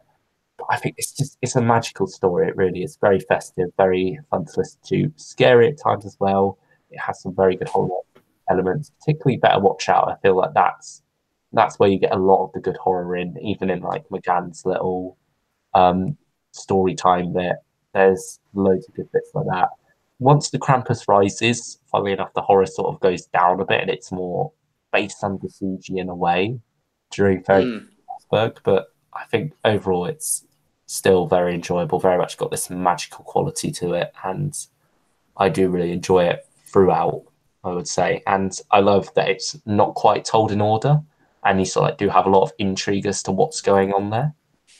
Oh yeah, with the whole church sequence, and why is the Doctor with this bloke on a hill? It's got a lot of mystery to it, and it doesn't make sense until like right up until the end of like the fairy tale of Salzburg. Yeah, and even with the priest, it's like, where's this going?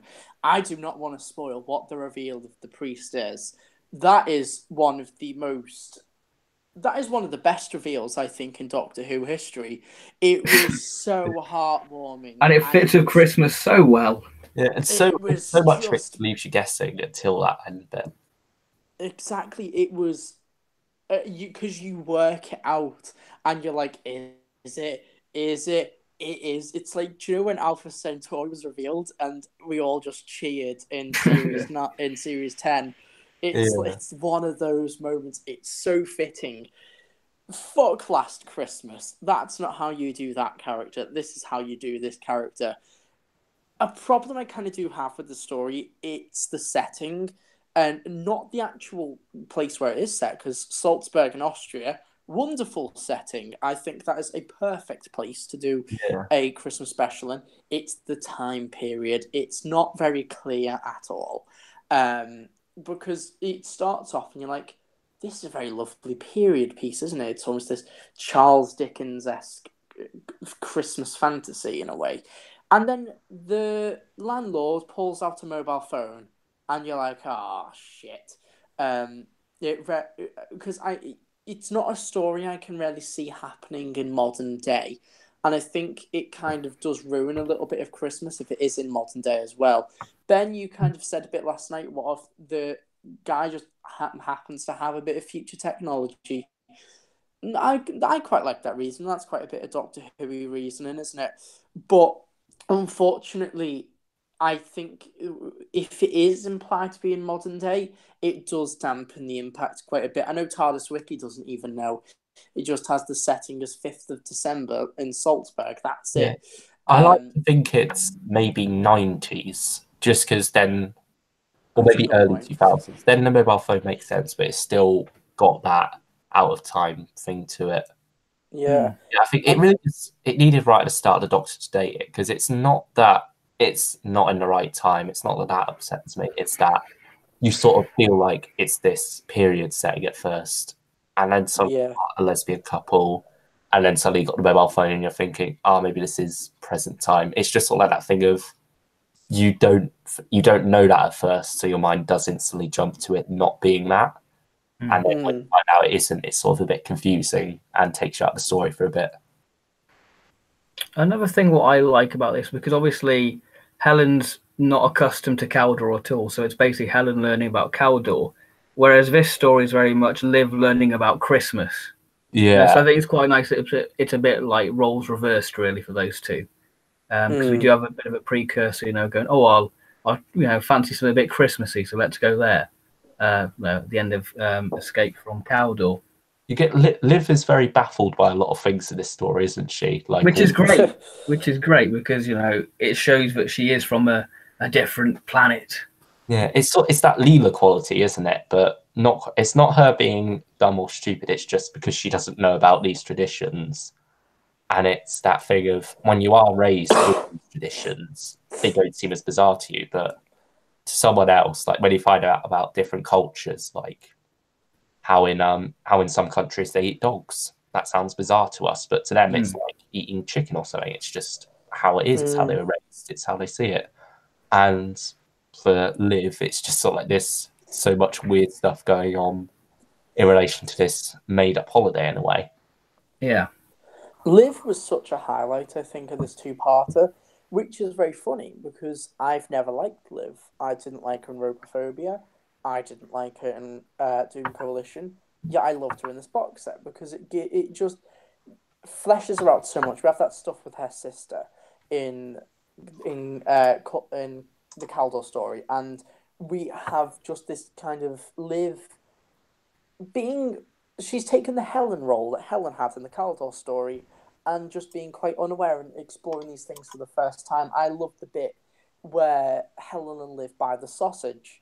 And again, what you said about pick the one with the funniest names, I thought that was so charming. And again, that fits in really well with the setting of Austria as well. I love that bit. And Liv gets so much to do in this story.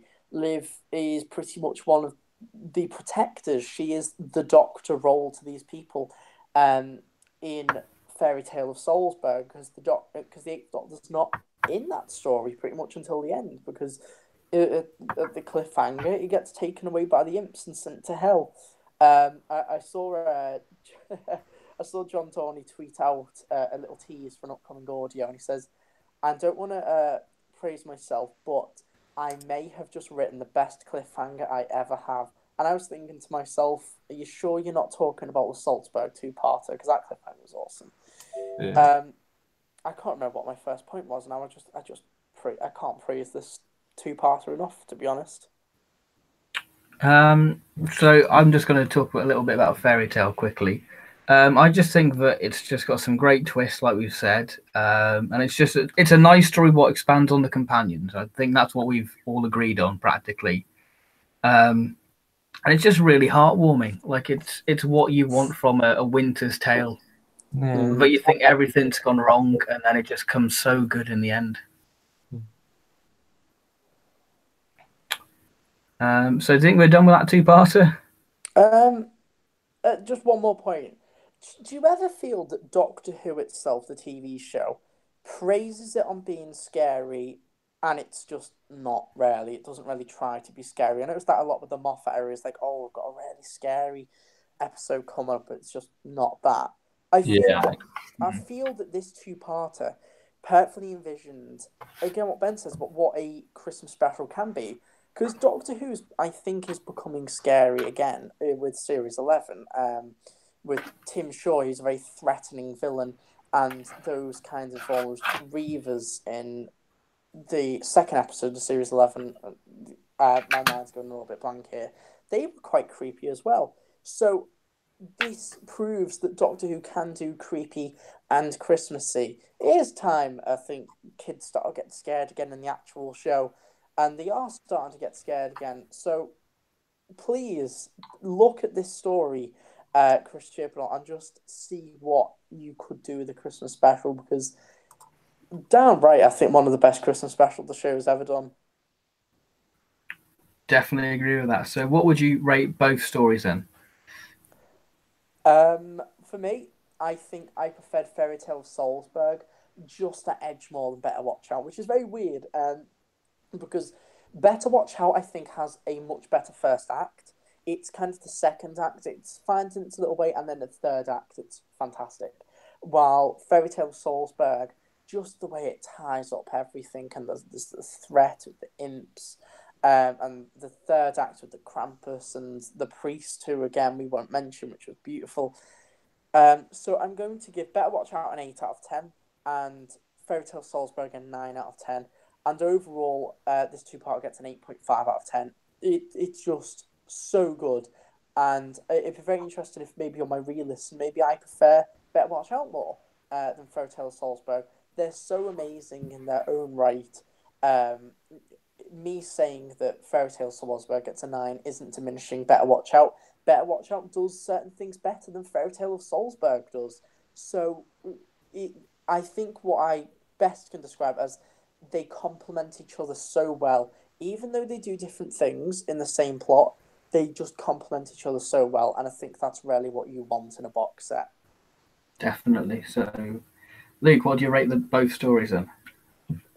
Yeah, I think I'm going to go the opposite actually to James. I prefer Better Watch Out just by an edge, really. They are both very close together, and they do tell one long, very good story. They have their own elements as well, like certain things. Like it is very much two distinct episodes in a way, because the things that are introduced at the start of Fairy Tale of Salzburg and whatnot, and some plot lines are dropped towards the end of Better Watch Out. But yeah, I'd say Better Watch Out. It's a 10 out of 10 for me. I just absolutely love it. And it's sort of like got that slow build, hasn't it, as well, to something going wrong, which I do love. And then Fairy Tale of Salzburg isn't.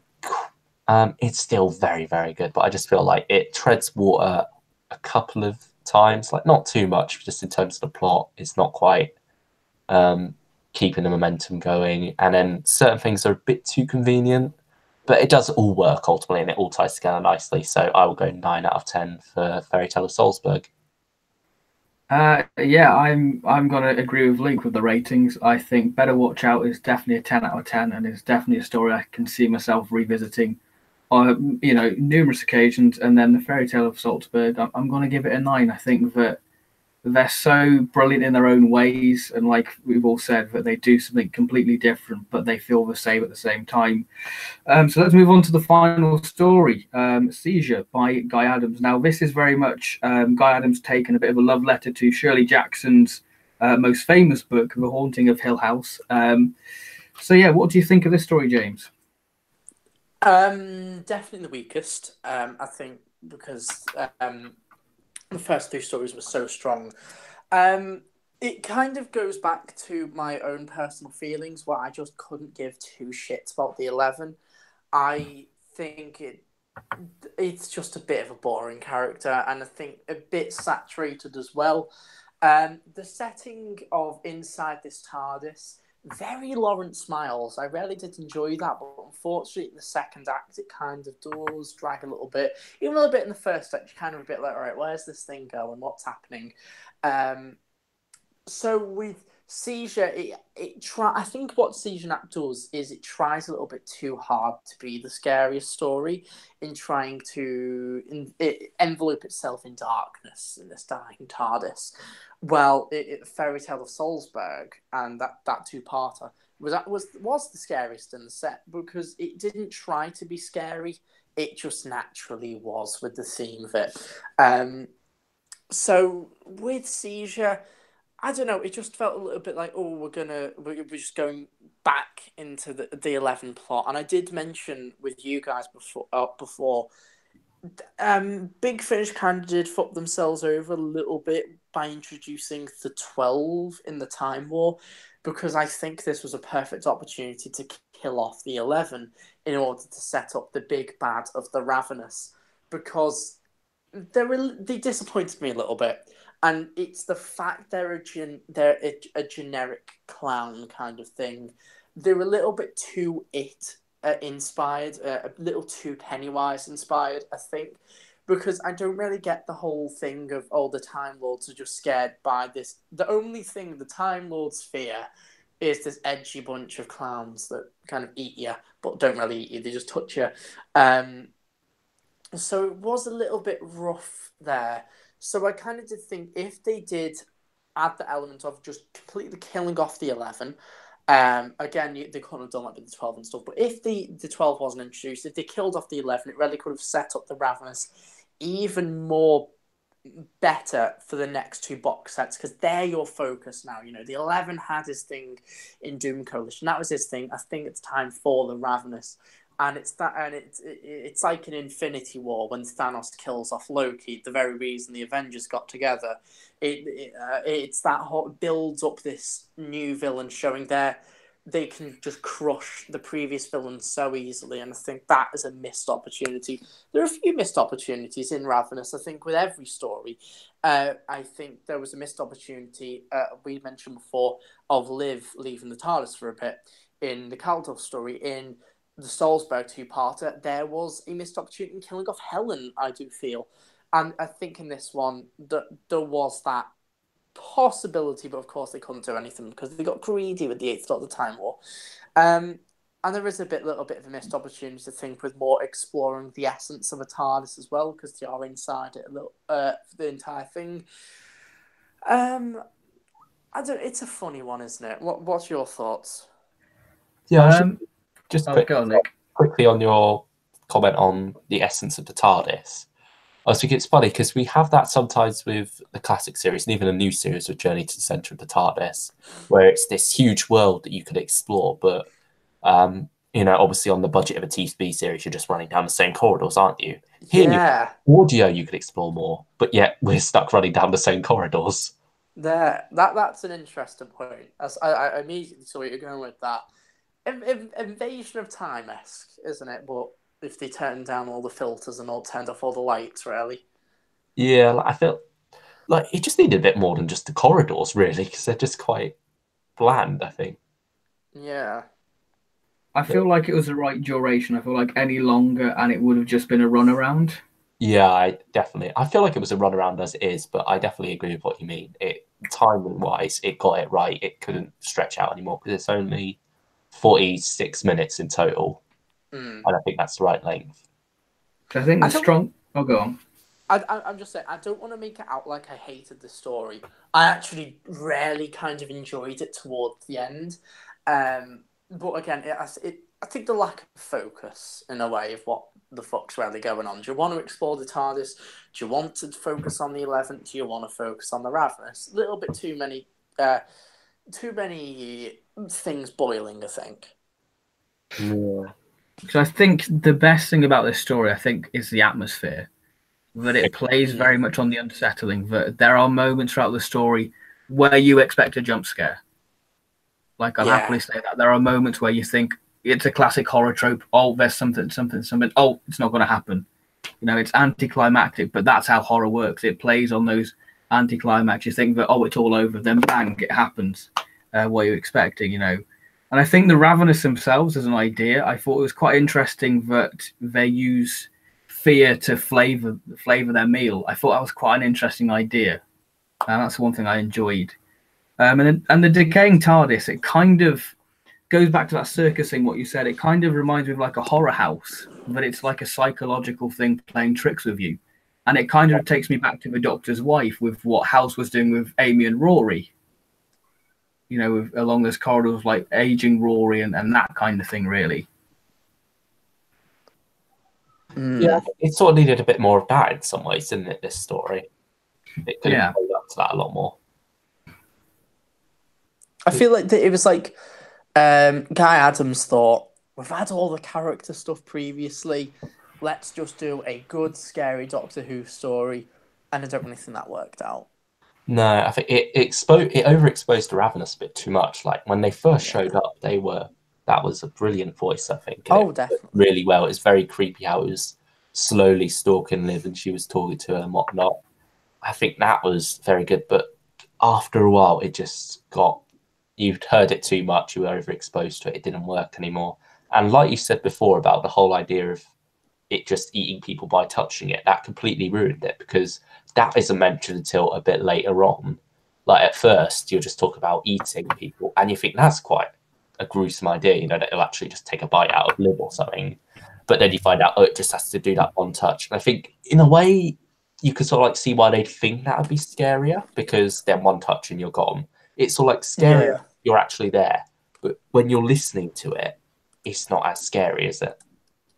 Just It's kind of been done before, though, hasn't it, in other stories? yeah, exactly. Yeah, Yeah. well, like I think if you actually had something that would fully eat someone, and we know Big Finish can go there. Like, not going to spoil too much of a very recent release, like out the very same month, An Ideal World. That goes to some quite gruesome places as well. So I don't see why this story couldn't do something similar. Audio you can get away with because you're not relying on visuals. You can make it as horror as you want in your head. Yeah, You know, it doesn't rely on story visuals. anyway, so it's not like the one touch thing matters. Yeah. Story, at least. You can like pretend they eat people, but it was that was a weird reveal of the touch thing because it's flexing its jaw continuously while talking to Liv, and she even comments on that. Like, oh god, it's moving its jaw like that, and you hear it kind of the cracking of everything, and it's just why the fuck's it doing that when it just touches you? It's very weird. It was almost like two drafts of the script got a little bit merged there. I feel. Yeah, but it's like there's a good script there, there's a good story there, but you feel like it's just a draft away, maybe. Like it's just a bit muddled as it is. Yeah. Like I think, funnily enough, because you sort of like it towards the end of it, I like it Oh more yeah. towards the start of it, where it's that slow build up, and there is that eerie atmosphere of the TARDIS, and you have this like anticipation of a jump scare that hasn't come yet. Whereas by the end, it does sort of like feel like, oh, just run away from the Ravenous now. Yeah. And you've got, yeah. I And in a think what way, my yeah, go I on. think what my perspective with that was, I was just like, right, where the fuck is this thing trying to go? Because it was introducing all of these elements and not really doing anything with them. I loved how the story set up with the 11 actually calling the Doctor for help. I thought that was a really nice twist actually. And then it starts off good, but then it's just a bit like, right, where are you going? Okay, there's a ghost. What's the realist ghost? And then the third act comes along and it reveals the ghost is the previous pilot of the TARDIS, and that's quite sad, and it adds this layer of tragedy to what's gone on in this TARDIS. And I love the chase of the objective of getting to the console room, and the Ravenous just continuously chasing, and then the walls are closing in order to block it off. I think I just really loved that excitement, but I can see how you're a bit of a generic runaround. But from but I feel we just had opposite perspectives. I feel. Yeah, that's fair. I think, coming to think about it, I prefer it if we had a bit more of the messing about with the configuration or something to make it more like, you know, how Terry Nation often did those types of stories where you've like got to solve all these problems at once. You've got Daleks coming at you, and it's very desperate. Yeah. And that, I think it could have done with something more of that, just to make it a bit more of like a bit more pressure on the characters, rather than just having to keep running as they did towards the end there, unfortunately. Yeah, I love that thought. Yeah. Yeah, like just a bit more like obstacles, I guess, in their way. I mean, for me, I'm kind of both of you. I really like the first 10 minutes because McGann really sells the environment with like him just going like, it just feels really wrong. I shouldn't be here. No, and Yeah, that's what it's sells like me with it. it's like that EDA kind of mystery, isn't it, of exploring what a TARDIS can be. You know, like an ancestor cell, when we've had like this TARDIS gone for ages, and it's this blooming flower in the skies of Gallifrey. It's like the potential of a TARDIS. I feel this story kind of rarely, at the start and towards the end, rarely gets into that. And I think the final 10 minutes is where it's at, especially when you reach the cliffhanger. And it's kind of that Doom Coalition free cliffhanger. You're just like, they can't get out of this. It's like it's a little bit like Remembrance of the Daleks episode 2, a little bit, isn't it? Yeah, I see that. So, but this has that even more. The Doctor can't come save Ace because the Doctor's trapped in the middle of it. That bit where the TARDIS, I think, kind of the dimensions of it got shut off. I feel that was really sad a little bit. You almost imagine like if it was a police box, just the colour draining from it and just becoming like this black or grey police box. I thought that was quite sad. What was that? Like the Transformers, the movie. Literally, that thing. That's what I was thinking. And it really did kind of hint with the symbiotic relationship of a TARDIS and its pilot all throughout, because McGann's constantly feeling for the thing, and he's devastated when this thing kind of dies, and he does thank it like before it dies, just for one final trip, and I think that's really sad in a way. And with the pilot as well. So they had lots of wonderful things for the TARDIS. I wanted more of it. Yeah, I feel like in a way it was too many things like stirring. This story doesn't have a single focus like the other two do. This story doesn't have like one thing you can pin on to, because it's like got that idea of the TARDIS dying, and then it's like shifts that side to look at the Ravenous. It's got stuff with the 11 going on as well. It's got stuff with the TARDIS pilot in there too. It's just all this stuff that's just a bit not quite merged together right, so there isn't quite a focus on it as much. Yeah. Yeah. So is that seizure done, do you think? Yeah. Well, because you two have listened to the first box set, with the actual Ravenous themselves, what did you kind of think with the reveal of them, and then when it talks a little bit for too long, and then the chase, and then what do you think of the actual threat of them and the capability where they can go to, I guess? Oh, I don't know. I'm not sure our perspective would be too different from yours, because they aren't really in Ravenous 1 at all. Yeah. Well, I can't exactly remember It's what. just a little tease, isn't it? It's just like you hear them and that's it. Yeah, and it's even a clunk as well, isn't it? You sort of like hear that clunk of, oh wait, we've got to get the Ravenous in there for the sake of the box set. Here we go, we'll just chuck them in here for the sake of it. It feels very awkwardly done, I'd say, in Ravenous 1. And it's just like their voices, and you hear something. You hear like what's it called, the 11 going on about their faces and whatnot, or something like that, I think it is. And it's just like a reflection in the glass then. And then obviously they're actually through. It is a bit odd. Like I was sort of expecting a couple more teases like throughout the box set, but end up being very standalone with the first two stories. So they just suddenly appear here and we're suddenly into the arc. Because it makes you think, like, I think with Ravenous 3, we can have this perfectly good Ravenous threat throughout.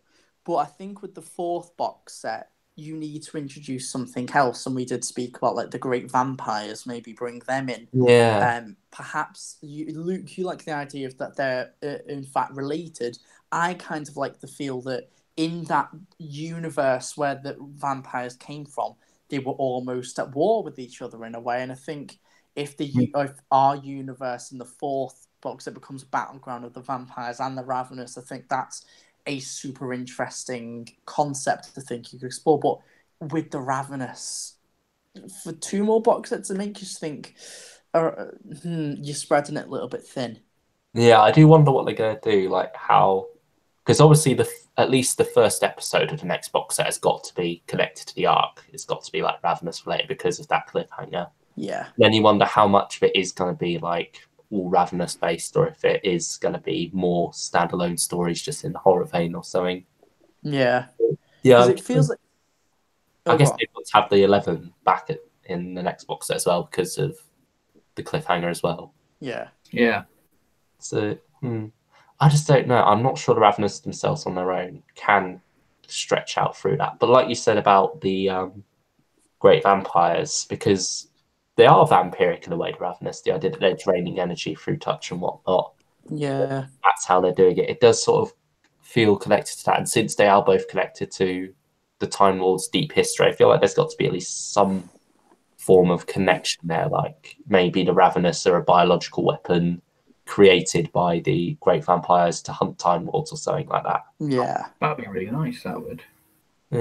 I hope their true form isn't a clown, though. It's like, do you know, because they take so much inspiration from Pennywise. It's like, in it, Pennywise is in actual reality this spider creature that's kind of existed from before the Earth in a way, and it looks like a clown because it plays on your fears. So I hope that we do get to see more shapes and forms of what they can be. Just the whole clown thing, if they are a clown, it's a little bit disappointing to me. Yeah, I think that's only really on the cover. I think maybe it was mentioned in the story, but I don't remember it being mentioned. I remember Liv going, "Oh my god, your face," or something like that when she saw Ravenous. But I don't remember there being anything really in relation to it looking like a clown. I don't think that's ever mentioned. I think that's more artistic license. It made me think, in the purpose of this story, they look like a clown. Because humans, let's play on that thing. That's just kind of my OCD about world building and things like that. Yeah, I think there's definitely got to be a bit more to them than that look. Yeah. Like, especially for a four-box set series, you need something more than just a killer clown. Yeah, exactly. I mean, for me, what I'd like to see with Ravenous is just to continue the horror theme. Definitely. Oh, totally. Like, I feel like this is a step in the right direction for what Ravenous should be. You know, just show us the most weird and wacky creatures, what Big Finish can do. You know, we're on audio, we can really play with sound, you know, just do something really experimental. And obviously, that's good for us because we love early Big Finish. So it'll be a nice little hark back to those. Completely. And the Great Vampires as well, that would fit into that because obviously vampires are very much in the horror vein, aren't they? Yeah, and they've not really been explored much in Doctor Who media. I don't think. No. I don't think Big Finish has ever touched them. The books didn't even either. Like, the closest thing we got in the books, I think, was 8 Doctors when McGann goes back into State of Decay. I mean, we had Goth Opera, you know, Vampire Science. And then we had, They weren't the great vampires, though. They weren't like the great vampires. Like, Vampire Science were like these scientifically engineered vampires, I think, if I can remember rightly. I think it's just more the great vampires themselves, just their history of the Time Lords, I think is so interesting, if you get me. Like, there's been lots of vampire stories, Doctor Who, but not the great vampires. Yeah, like you got Jago Lightfoot does vampires, like Damaged Goods. Project Twilight as well. Project Twilight's excellent. Vampires, actually, but it doesn't actually feature them. Yeah, so if you actually brought that threat in, I feel that could really add this nice little lore-y element to the box set series, I think. And it fits what they're doing with, like, each box set so far has had this, like, Fox Robots might not be that obscure, but underappreciated, I guess. Like, an underappreciated villain from the classic series being brought back for a box set. I think, you know, Great Vampires could fit that. I'd also like in maybe Ravenous 3 or 4, the tomb design of the Cybermen, because it's been so long since we've had McGann face off against the Cybermen. I think maybe like a one-off story with them like disconnected from the arc, like we had with the Vok robots and the Salzburg story. I think you could do something quite interesting if it's up to the quality that these stories were with the Tomb Cybermen, I feel. Yeah. Or a vein. And I feel like going back to the vampire point, you know, the 8th Doctor within this is, you know, happy-go-lucky 8th Doctor. This is EDA 8th Doctor, so I think it would really fit the 8th Doctor having the vampires. Yeah, I agree. Because it just seems like the 8th Doctor's really perked up now. Whether that's because McGann thinks, you know what, these are really good scripts, and I'm going to enjoy doing these. I don't know, but it just feels like McGann had a new lease of life within these stories. Especially because the Salzburg two-parter, you very much feel him going for that. You can feel he loves it. Oh, completely. Like, you feel like the Doctor's love of Christmas in this story is very much used from McGann's own love of Christmas, I think. Do you know, because we keep saying this is like McGann's new Dark Eyes, you spoke about the horror before. Do you kind of think this is McGann's Philip Hinchcliffe Presents? Yeah, I see. Yeah, totally agree with that. I can sort of see that in a way with the horror, but quality-wise, I'm not a big fan of Philip Hinchcliffe Presents. So. I just more mean in like the way it's kind of like Philip Hinchcliffe Presents at like this peak, I think, with Big Finish fans. Oh yeah, Yeah. yeah. I guess in a way that it sort of like brings in the horror element. But I think this isn't gothic horror. This isn't sort of like building on the same thing that the Hinchcliffe era had. Oh yeah. It's its own brand of horror, and I very much like appreciate it for that. It's not. It doesn't feel like it's tried to copy anything. Like even though you got the Vox robots, it's not trying to copy Robots of Death. It just does like these new little things. Yeah. Whereas the Hinchcliffe box set, you very much feel like you've got a Talons of Wing Triang 2.0 with the Ghost of Growlstead, and what's the Devil's Armada feels a bit like Mask of Mandrake. Quite that one does stand on its own a bit more, but especially Ghost of Growlstead feels like a Poundland. Talons Wind Track. Maybe Poundland's a bit too harsh. Damn, that's savage, man. Sorry. It's got some good things, especially those first 4 parts. I do love those first 4 parts, but you know what I mean? It is Yeah. 2.0, I guess is the best way to put it. Yeah, I agree with that. But yeah, and this anyway, enough here for Hinchcliffe Presents. But yeah, this box set, I see what you mean, but I feel like it does its own thing at the same time. It's not a of what has been done before. I think we're pretty much done with that, aren't we? Yeah. We got to rate Seizure. Had a bit I was just getting onto that because we've done the future, what we'd like to see next. So let's rate the box set and Seizure then, shall we? So James, what would you rate Seizure and the box set? Well, we all kind of just shat on Seizure a little bit, but I would give Seizure a 7 out of 10 because I feel that the first 10 minutes are excellent, and then it rarely picks up like halfway through, and that third act's wonderful, that cliffhanger. I think it's what the second act is, because that's kind of the main bulk of the story. It's a little bit weak, but it's fun and exciting. It does like these new different things. I think it's just the fact that the previous stories were held to this just higher chord, that this one kind of drops a little bit and we have more criticisms, while with the previous we didn't have criticisms. But I think I'd still give it 7 out of 10.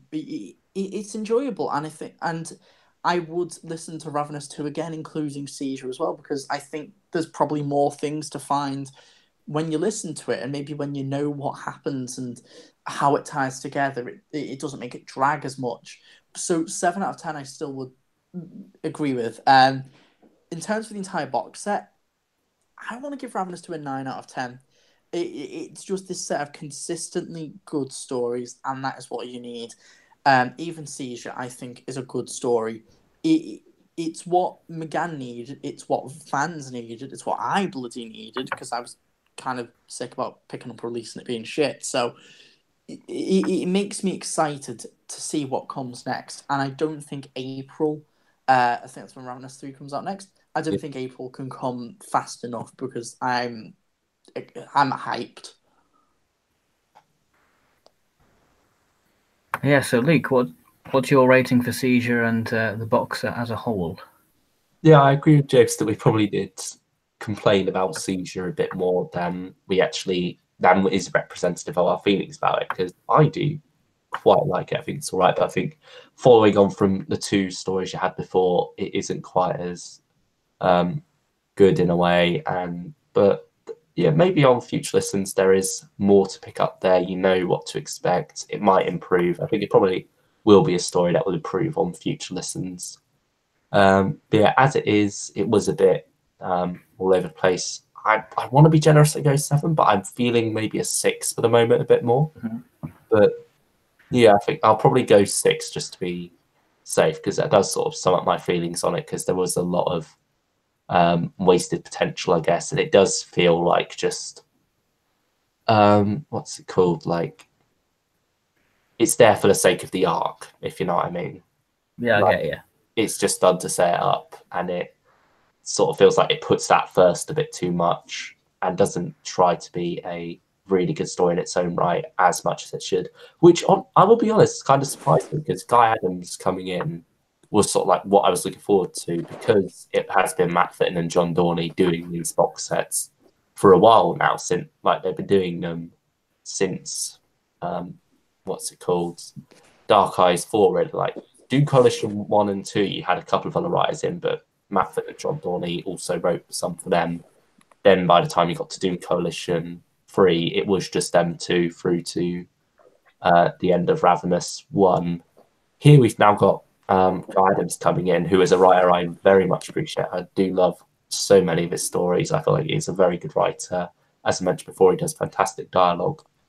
Here, funnily enough, here he's the one who writes the weakest story, and John Dorney and Matt Fitton, who I sort of wanted them to change up a bit and get some new writers in, get some fresh blood in, prove that they do still have a lot of good stuff in them with the 2 stories they wrote. But yeah, so Seizure, I'm going to go 6. The box set overall, I feel I'll be generous and go 9 overall. I was sort of feeling more of an 8, but I think it does just about deserve a bit more than that as a whole, because it is 3 very solid stories for the most part throughout, and it does get me excited for what's to come for the 8th Doctor, and I think it's just a very good box set. I like how it's thematically tied together by horror and whatnot, and you got a bit of family in there as well. You got some very good character work. So yeah, I will go 9 for the box set overall, and looking forward to seeing where things go in Ravenous 3. I can't wait to get some details on that, what we're going to get, some cover art as well, stuff like that. Okay, I'm feeling generous tonight, so I'm going to give Seizure 7.5, and I'm going to give the box set also a 9 out of 10. This box set, for me, has sparked my love of the 8th Doctor again, because after having mediocre box sets, right from Dark Eyes 2, this is really, this is the box set you want to get. This is the current 8th Doctor box set. This is the new Dark Eyes, like we've all said. And it's very much a box of the now. It is, very much sort of reminiscent of Halloween because of the spookiness. And obviously we've got the character-driven stories as well, which is very reminiscent of Series 11. So it's very much a box set of the now, which you can happily enjoy. And like James, he jumped on with box set 2. Didn't need, volume 1. So if you're thinking of picking up Ravenous 2, do it. You won't regret it. It's a perfect Halloween listen. And it's definitely worth the 23 quid price tag. I'm just going to quickly look through the comments in the chat and see if there are any questions. I mean, if you're watching this and you've got any questions about Big Finish in general, we'll answer them before we say our goodbye. So I'll just have a quick little gander. So the first one I found is, what would you think of War Master on vinyl? Personally, I'd love it because I love the War Master. I think you could definitely get away with that first story, what is it? The one that Nick...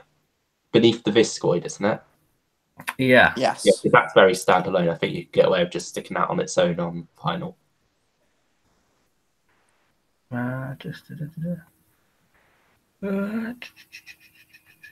Just keep on scrolling.